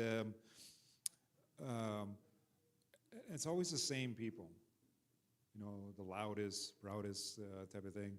So I remember doing a sheet of paper, like big sheets of paper. Are you in favor of the process, not the project? The process. Not in favor was the other sheet. Don't know, not sure was the third one. And the other one, I need more information. And I gave everybody dots. One dot. There was about 80-something members in the room. I said, go put your dot where you think, where it fits best for you. The majority was yes. I think it was 60-something dots on the yes, we support the process. So it showed black and white that the loudest in the room that had the mic was actually in the minority. It really did. But it's using those tools, that to see what is, because I always said to them, I just want to do a temperature check. I just want a temperature check. And this is how we're going to do it. these sheets of paper. I just want a temperature check. And to see if we're off or on, whatever kind of thing. So that's how, so to answer your question, direct engagement. I will say this, Vay Media, Tony, he helped us a lot in the online stuff. And the reality is project information is boring. It really is. It's technical, dry, it's boring. And putting it up on a social media, we had the website and then we're using social media to try to push that information. It did not get traction. It was kind of flatline. Some people looked at it every time, because you can measure it. I don't know if you guys know of social media, the analytics, both on the social media and the hits you get, and which, so we had the idea, why don't we weave the community narrative? Why don't we weave the community story into our social media and drive traffic to the website? That worked, and you can see it. As soon as we weave the community stories with the technical story, it spiked. It actually spiked the amount of hits, impressions, hits, visits, and we can tell you where exactly on the website they went to visit, what they read, what they viewed, because it's all tracked. And so we use that innovation. We put more resources towards trying to get more community stories into our social media to grab people's attention, to drive traffic to the website. Miigwech, one of my favorites is also in person. And having participated in some of the engagement activities in person in some of the communities, one of the things that we heard a lot there were, where's Webequie and Martin Falls people?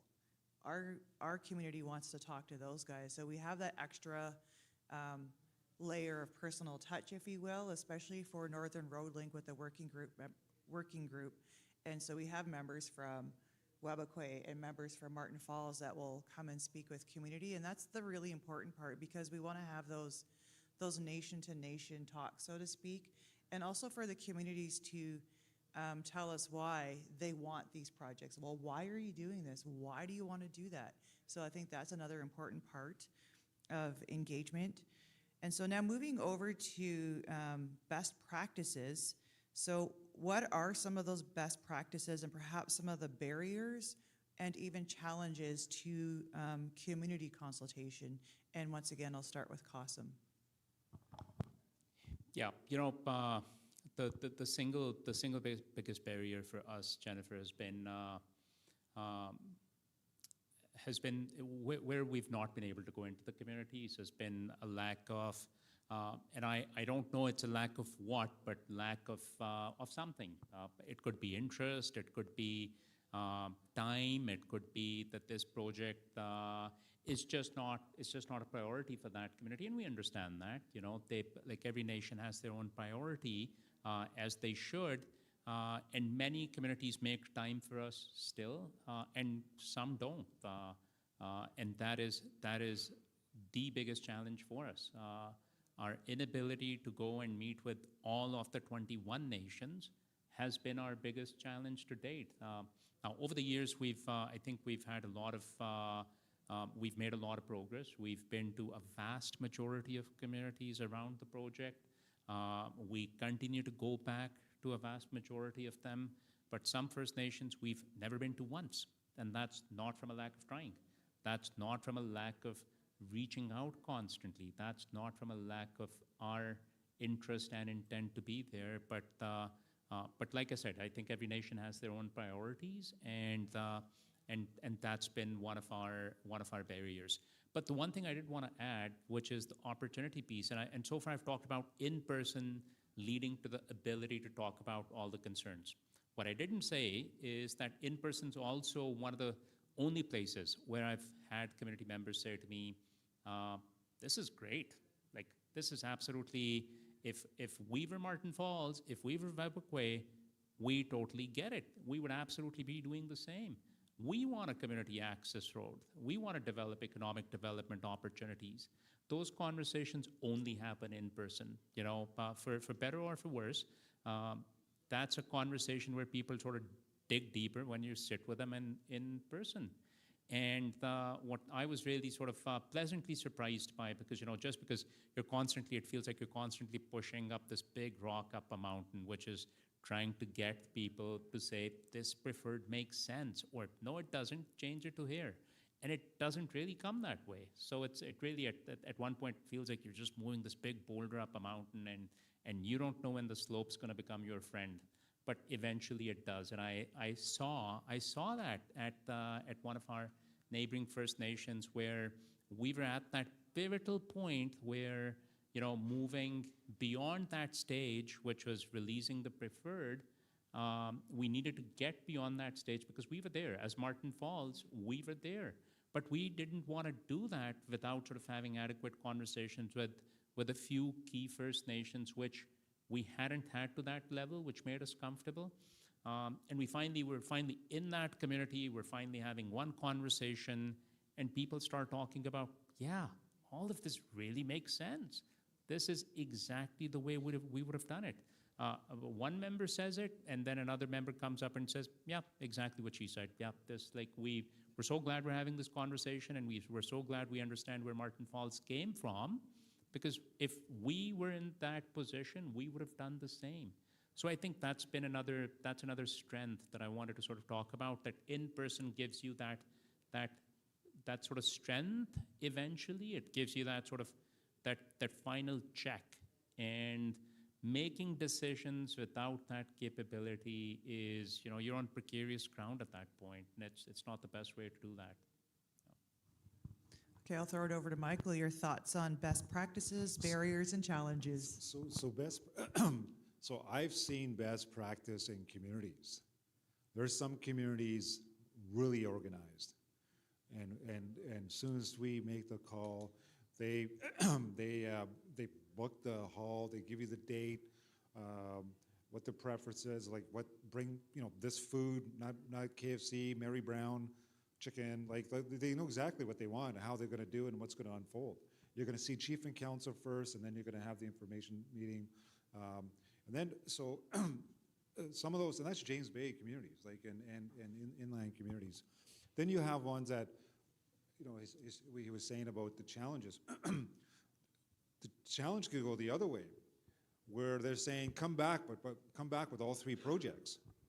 That's a challenge for us, because 3 different projects, 3 different teams, and trying to mobilize, and organize ourselves in those requests. We have 5 requests right now for those, all 3 projects to go to communities. 2 of them on James Bay, Hudson Bay, and trying to organize ourselves to do that, because they want us to go overnight as well. So it's not, because they want an evening, right? So you can't just fly in and fly out kind of thing. So I hear you on that too, Qasim. That's a challenge on that. But I think the best practice, I've seen best practice on First Nations. I've seen the worst, like just disorganized, disinterested, and I'll just leave it as that. And the best practice. I think the best practice too, and it sharpened our team too, is the regulators. So on the provincial level, MECP, like when they approved the terms of reference, they said, you're not doing one consultation report at the end of the process. You're going to do 3 progress reports. One at the notice commencement, one at the baseline, one alternative assessment. So that forced us, to ensure that we're following up, on any concerns, any issues, any impacts, any information requests. That's a best practice, and I give kudos to our provincial regulators on that, because it disciplines us. It really did. At the end of the day, like rather than at the tail end, it's actually throughout. Best practice there. The other best practice I would say is the collaboration with the federal government in trying to understand what they expect on the study plans, et cetera. I think that was kind of hit and miss, I think, before, and other projects I've been part of. And I think the other best practice is with the Ministry of Mines, where they offer, first of all, with the proponents, and that includes Martin Falls, but with WSR and CAR and later Northern Road Link, we signed a consultation MOU. The division of labor, an expectation between the Crown and the First Nation. That's because they knew this was different.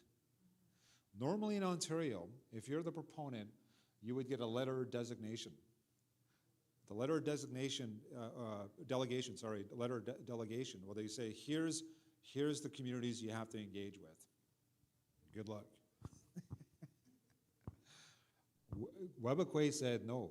In Martin Falls, it said no. We're going to negotiate a consultation MOU, so it's clear who roles and responsibilities are around the consultation process. So that was an innovation and best practice in my mind as an Indigenous-led project.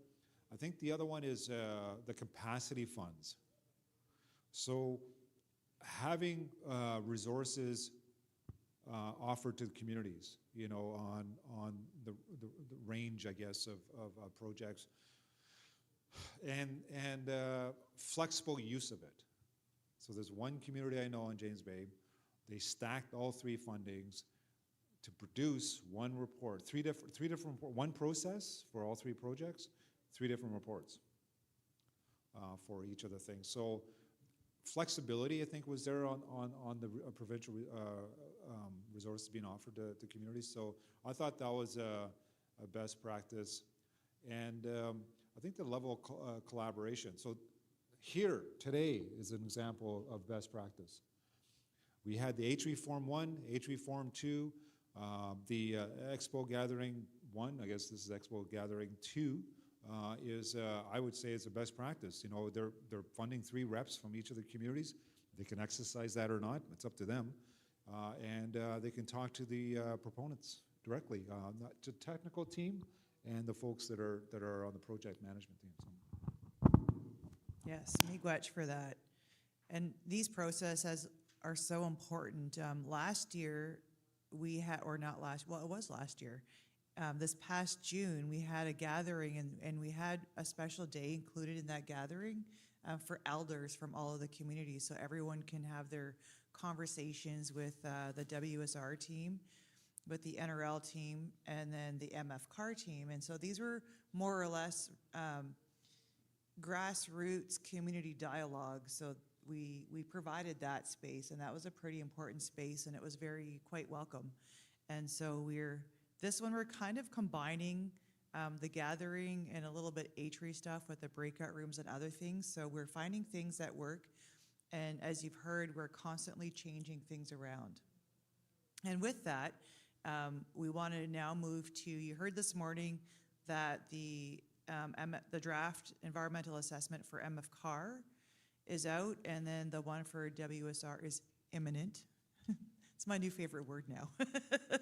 So we're going to talk a little bit about that and talk about the next 120 days, or the 120 days of consultation following the release of the draft environmental assessment. So first I'll go with Qasim. Yeah, thanks for that question, Jennifer. It's, you know, the next 120 days are sort of about reviewing a large report.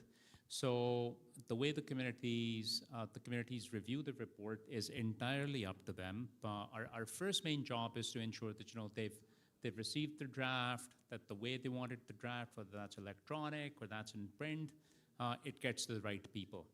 And then I think one of the jobs that the regulator has, the provincial regulator on this, and Michael brought that up, is to ensure that, you know, there's funding and capacity available to the nations to undertake their own individual process for review, whatever that means for them, and they can decide to use those funds as they like. For the Community Access Road, we're making some additional dollars available to First Nations. And this was funding originally offered as part of collecting Indigenous knowledge at the community level. Every First Nation didn't take us up on it, so that left us with a bit of a surplus, which we wanted to deploy again. We wanted to make sure whatever we could do to support the review, we make that available to First Nations. So we're in the process of ensuring that, you know, those funds are out to communities to support their review process.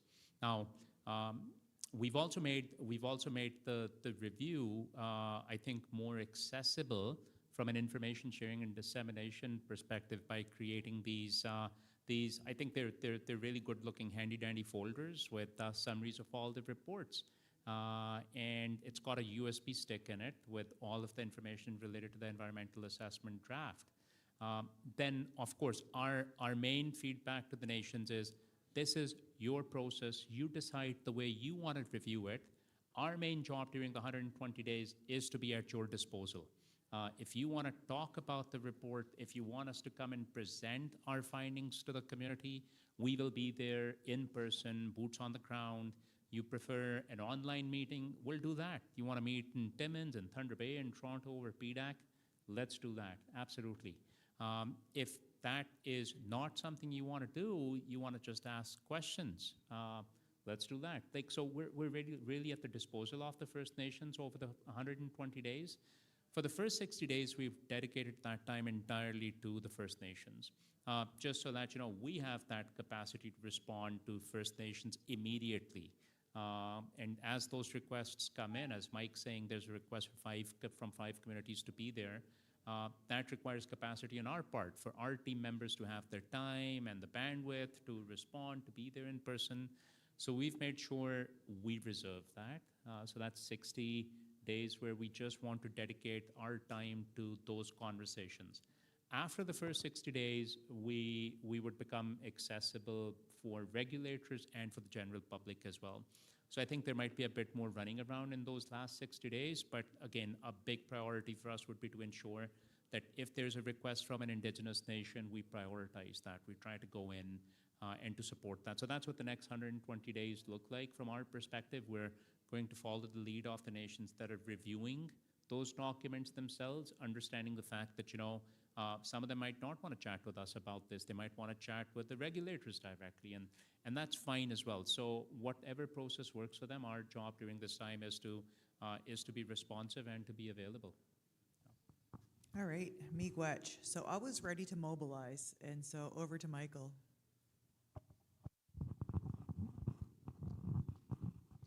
Yeah, I think Webekwe and Martin Falls, this is voluntary. This draft review period is voluntary. There's nothing regulatory, statutory, on that. So we divided it up where, okay, let's give the Indigenous communities a longer review period versus the public review period, and that's the premise of the whole thing. Is it will take time, and everybody's going to be different, like in how they want to do it. Some will use consultants and do detailed assessment, or some will focus on certain chapters. It's different. I did this for Energy East. 46 or 47 First Nations, and everyone did it differently, and how they're going to do the report. And at the end of the day, it's here's the draft. What's your comments? And I would have to encourage the communities to increase the level of specificity, because they would just say water. Well, then, here's our mitigation measures for water, right? Like, you have to be, I would have to coach them, like, be site specific. You know what I mean? Like, coaching them around the level of specificity. So draft report, how they review that, whether a lot of them did technical, and typically we would get a list. Like, we would get a list, say it's here's 45 issues we have, with your report, and then we take those, and then we would put in, either alternative or enhanced mitigation measures. So like 30 out of the 45 we put in there. Then we go back and talk to the community. This is how we did with Energy East, and then and they would disagree on the last 15. Fine. Like, that's, we'll just submit it as is, because we're not going beyond what we can as a proponent, and then so the Crown, in the final approval would review everything. That includes our proposed mitigation, and then they would add terms and conditions in the final approval. Things that either they considered satisfactory, you know, in terms of mitigation. So even that process was an engagement, right? Like the consultants that was involved, like they had to go in and explain. Suddenly they're explaining the project. They're explaining the baseline. They're explaining the alternative. Like, you know, I say, you should have done that in the beginning. It's like, no, you're catching up, right? Talking about the effects and cumulative effects and all that kind of stuff. So it's interesting how each community does the review process. So for WSR, the best way, of course, is sit down. Right? Like, here's the report. What sections are you most worried about? Let's have a conversation about the mitigation measures around that. So there's like a meaningful thing rather than just paperwork. The paperwork is, I don't know if you guys done it before, but like it really is just a chart. Here's the issue. Here's our response. Here's the Crown's response, and the First Nations response. It's just that's not meaningful engagement with the community. You know, it's really trying to, figure out what is the core set of concerns, of a community. And sometimes it could be caribou, it could be water, et cetera. So we don't know that, I don't know if they're going to be hung up on the detail, the engineering of a bridge, more so than the fish habitat. You know what I mean? Like, because we had that with Energy East, all this technical specificity of the pumping stations, and like, I don't think the community really wanted to know the engineering specificity of a pumping station. They want to know about the pipeline and if there was a spill and what would it go and where would the flow and all that kind of stuff. And yeah, so it's different. Every community response to the report will be different. I already know that. And how they do it. It's going to be just purely a technical exercise by the consultant, or they're actually going to go in and talk about the report. So knowing that, I know WSR or CAR did it. They were trying to provide the tools to help with that. Miigwech, and that's why we have a longer timeline to promote those very important discussions in community. So we are going to wrap things up, and I'm going to go to the floor first and ask if there's any questions. And Junior will have a mic. We have a question. Arlise has a question.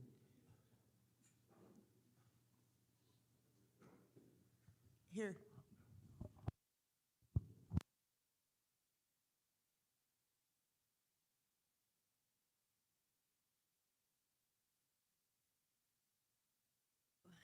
Hello, Tansei. I've heard a lot of innovation with what you guys have all had to say, both Jen, Kazim, and Mike.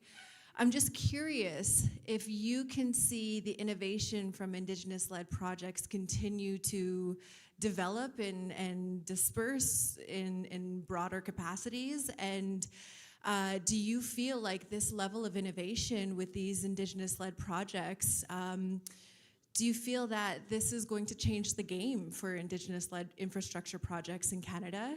And are we going to continue to see a rise of Indigenous-led projects in Canada because of this level of innovation? I'll go first. I'll say yes, at least in Ontario.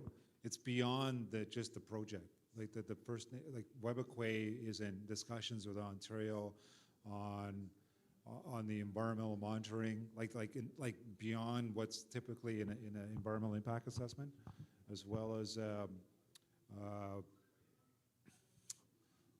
don't know what the word is, governance or shared decision making.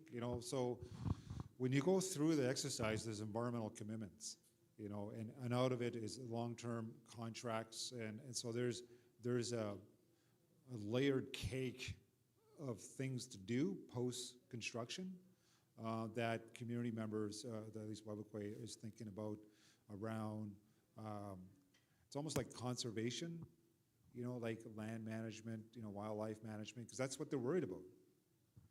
They're worried about Americans, anglers and hunters coming up and over-harvesting. They're worried about like all these different impacts. This Webakwe members. And so we have to talk about that. They worry about community and public safety. So what does that mean? Well, we have to talk to Anishinaabe-Ashley Police Services, and we did, the central commander within Matawa, and the sergeant said, right now, we're going to have a discussion, a broader discussion around our mandates on reserve. So take any NAPS officer right now, their mandate's on reserve. Soon as they get off on a road that's under the Highway Traffic Act, that's a different set of expectations for a NAPS officer. So they don't have the resources to patrol roads, if they're, on the public safety end of things. So it's a layered discussions around how they're going to put the mitigations measures for whatever concern that's being brought up, and that's where the innovation comes in, right? That's, are we going to have Indigenous conservation officers?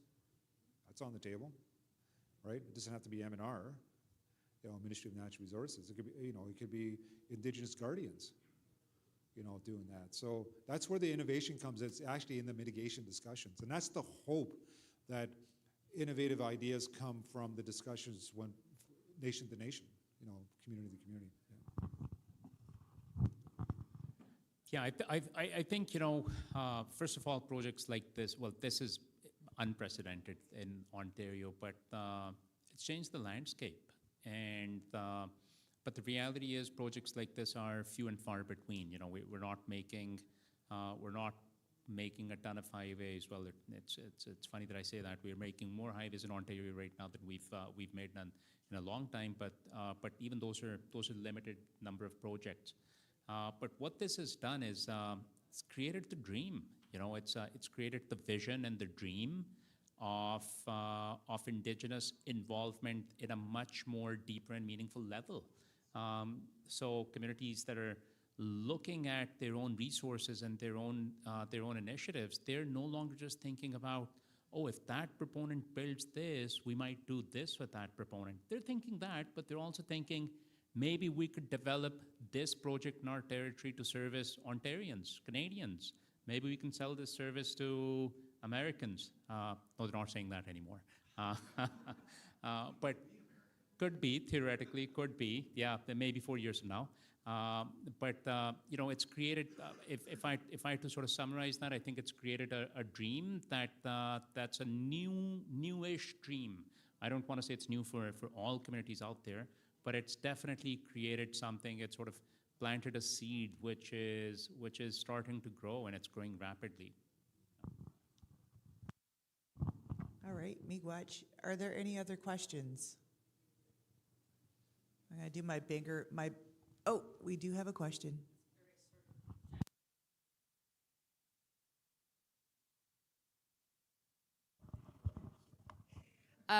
When you're speaking about the consultation taken with communities in the north, or Indigenous communities, versus maybe some conversations you had in the past with more like urban or settler communities or whatever, what are the sort of the biggest differences that you've seen in terms of maybe uptake? Like one thing you were saying, Mike, very few, like I would feel when you said, it's only when you're person to person do you hear a lot of positive feedback.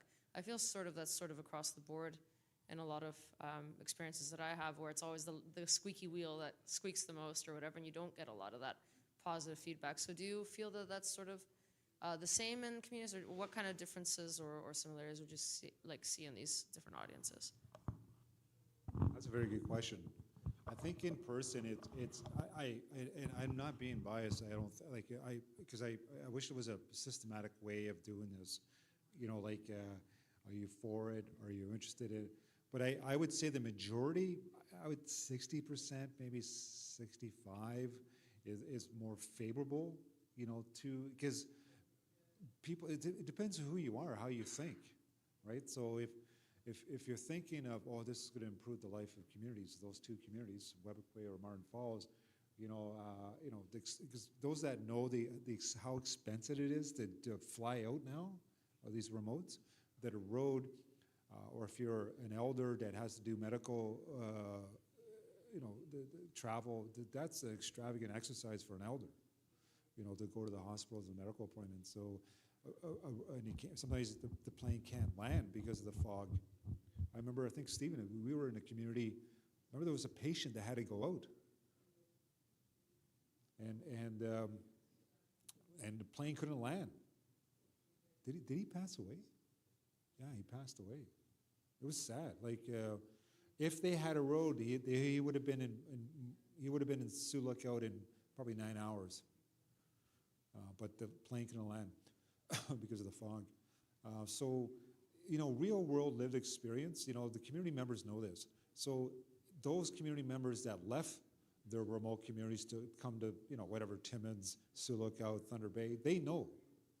Like, they know. So when they show up at our open forums, they want to drive up, kind of thing. So I would say it's more majority.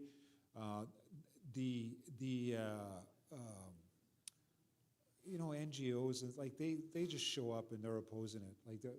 They just, I did a presentation at Lakehead University and they showed up. It was for the students. It was supposed to be for the native students, but they showed up, these non-native NGOs, and made a ruckus, ruined the pizza.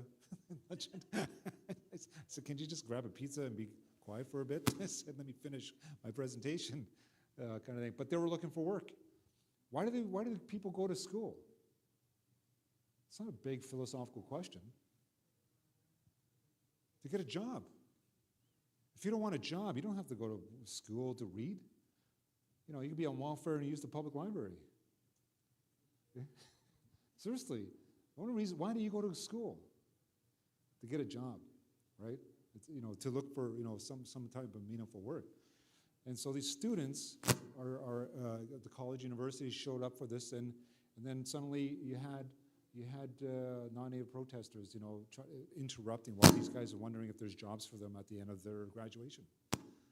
So it's hard to measure, because they're on a campaign, and how we're, I guess, public opinion versus general understanding versus the media. The media, as you know, is if it bleeds, it reads. It leads. Okay, it reads too. So if it's bad news, in 95, and that's why you follow me on LinkedIn. I call it Indigenous bright spots, because it's like 5% of the news. 95% of Indigenous news is negative. It's issues, it's crisis, it's sad. It's just negative news, or it's framed negatively, so I'm always trying to show where the bright spots are for the youth, because it's not all bad. I grew up listening all the bad stuff. It does affect your psyche. It really does. As an Indigenous person growing up in this society in the 70s and 80s, it does affect your psyche. In fact, my mom told me, he goes, Mike, I go to these meetings. He goes, I hear people talk about the problems very technically, very eloquently, very rhetorically, even poetically. I said, they're experts on the problems. Be an expert on the solution. That's what my mom said. So that's why I'm here. Costin, would you like to weigh in on that? I think Mike's covered like a remarkable amount of ground with that answer. Just going to add one small tidbit there, Dorothy. I think the starting part of your question was sort of more urban communities versus remote communities. I'm just going to pick one thing up over there to say, I find hopes and aspirations across the board are very similar. I think Michael talked about it in a slightly different way as well, but fundamentally, it boils down to hopes and aspirations. And I definitely find every time I've been to a community, whether that's sort of in Southern Ontario or the far north, and we talk about a project, next steps on development, people talk in a remarkably articulate and reasonable way, by and large. And the problems they highlight are fundamental challenges with that approach, with that project. And as long as you're able to address that, people are by and large aligned with positive change. Now, that's of course very subjective, and I'm making a very broad statement. I realize that, but I think that's been my experience by and large.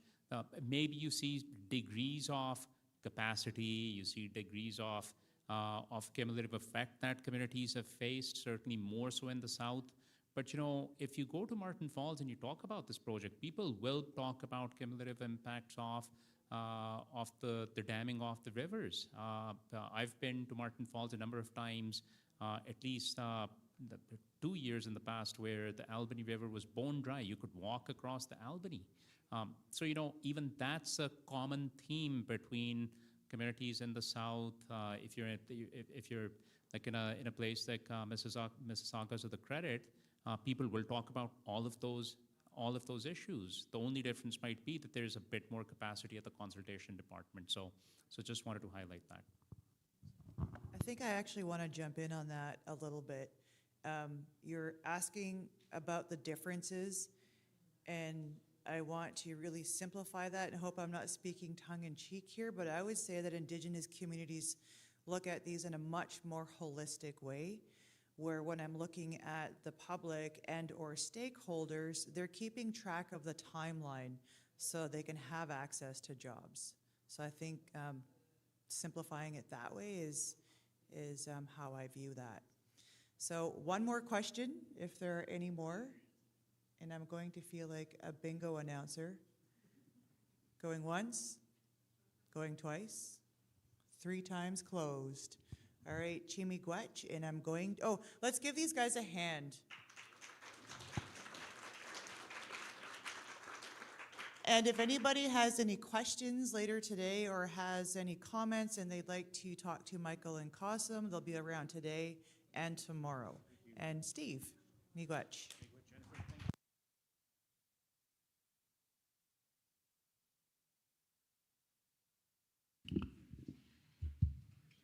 Miigwech, great panel. Kaz and Mike and Jen will be around, so if you have any other questions, we did offer before, if people are shy and don't want to stand up with a microphone, go up and ask questions to specific individuals, or even write it down, write your question down, and provide it to the registration desk, and they'll make sure that somebody gets the question and that you get a response. Okay, so housekeeping. I think we finally worked out the logistics for the breakout rooms. We're going to assign a breakout room to each of the projects, and representatives from IAC will be holding office in the plenary room. So I'm not going to go through all the rooms and the locations. They have it at the registration desk. And all you need to do is just check in before you go to your session as to which room you need to be going to and what time. You probably already know what time. You just need to know what room. I'm not going to come back after lunch. So 1 o'clock, the breakout sessions will start. I think every room but the Northern Road Link has a 1 o'clock meeting. But again, even for project team, check the registration for the different groups that are coming and what time and what room you're going to be going to. There's a question. Do we have a mic still, Junior? It's really quick. You can hear me. The Ontario, are we with IAC? Are we down here still, or where are the Ontario reps located? Why don't you guys duke it out between yourselves and IAC as to which corner of the room? I think it would probably benefit everybody if you were separate from the Expo. So, I mean, we got lots of tables here, right? So, do you want to pick a corner? Yeah? No, but IAC and Ontario don't have a breakout room. Yeah, so I think what they'll do is the first hour will be the projects, or if Northern Road Link doesn't have one, then they'll put that in IAC in one of those rooms for 1 o'clock. But we'll let you know about registration. So everything emanates from registration, right? Sorry, we tried to make it as simple as we could. And another reminder about the expos and the passports. If you haven't got your passports, they're available at the registration desk, as well as the workbooks, or whatever they're called. And the draw will be tomorrow at the end of proceedings, and we're still figuring out when that will be. and we'll get back to you with an update as soon as we have it. But make sure you've got your passports. My suggestion would be get them done today, because depending on flight times and everything else, we may truncate the expo and breakout room sessions tomorrow. So to be safe in terms of the draw, my suggestion would be try and get your passports and workbooks done today. Enjoy your lunch.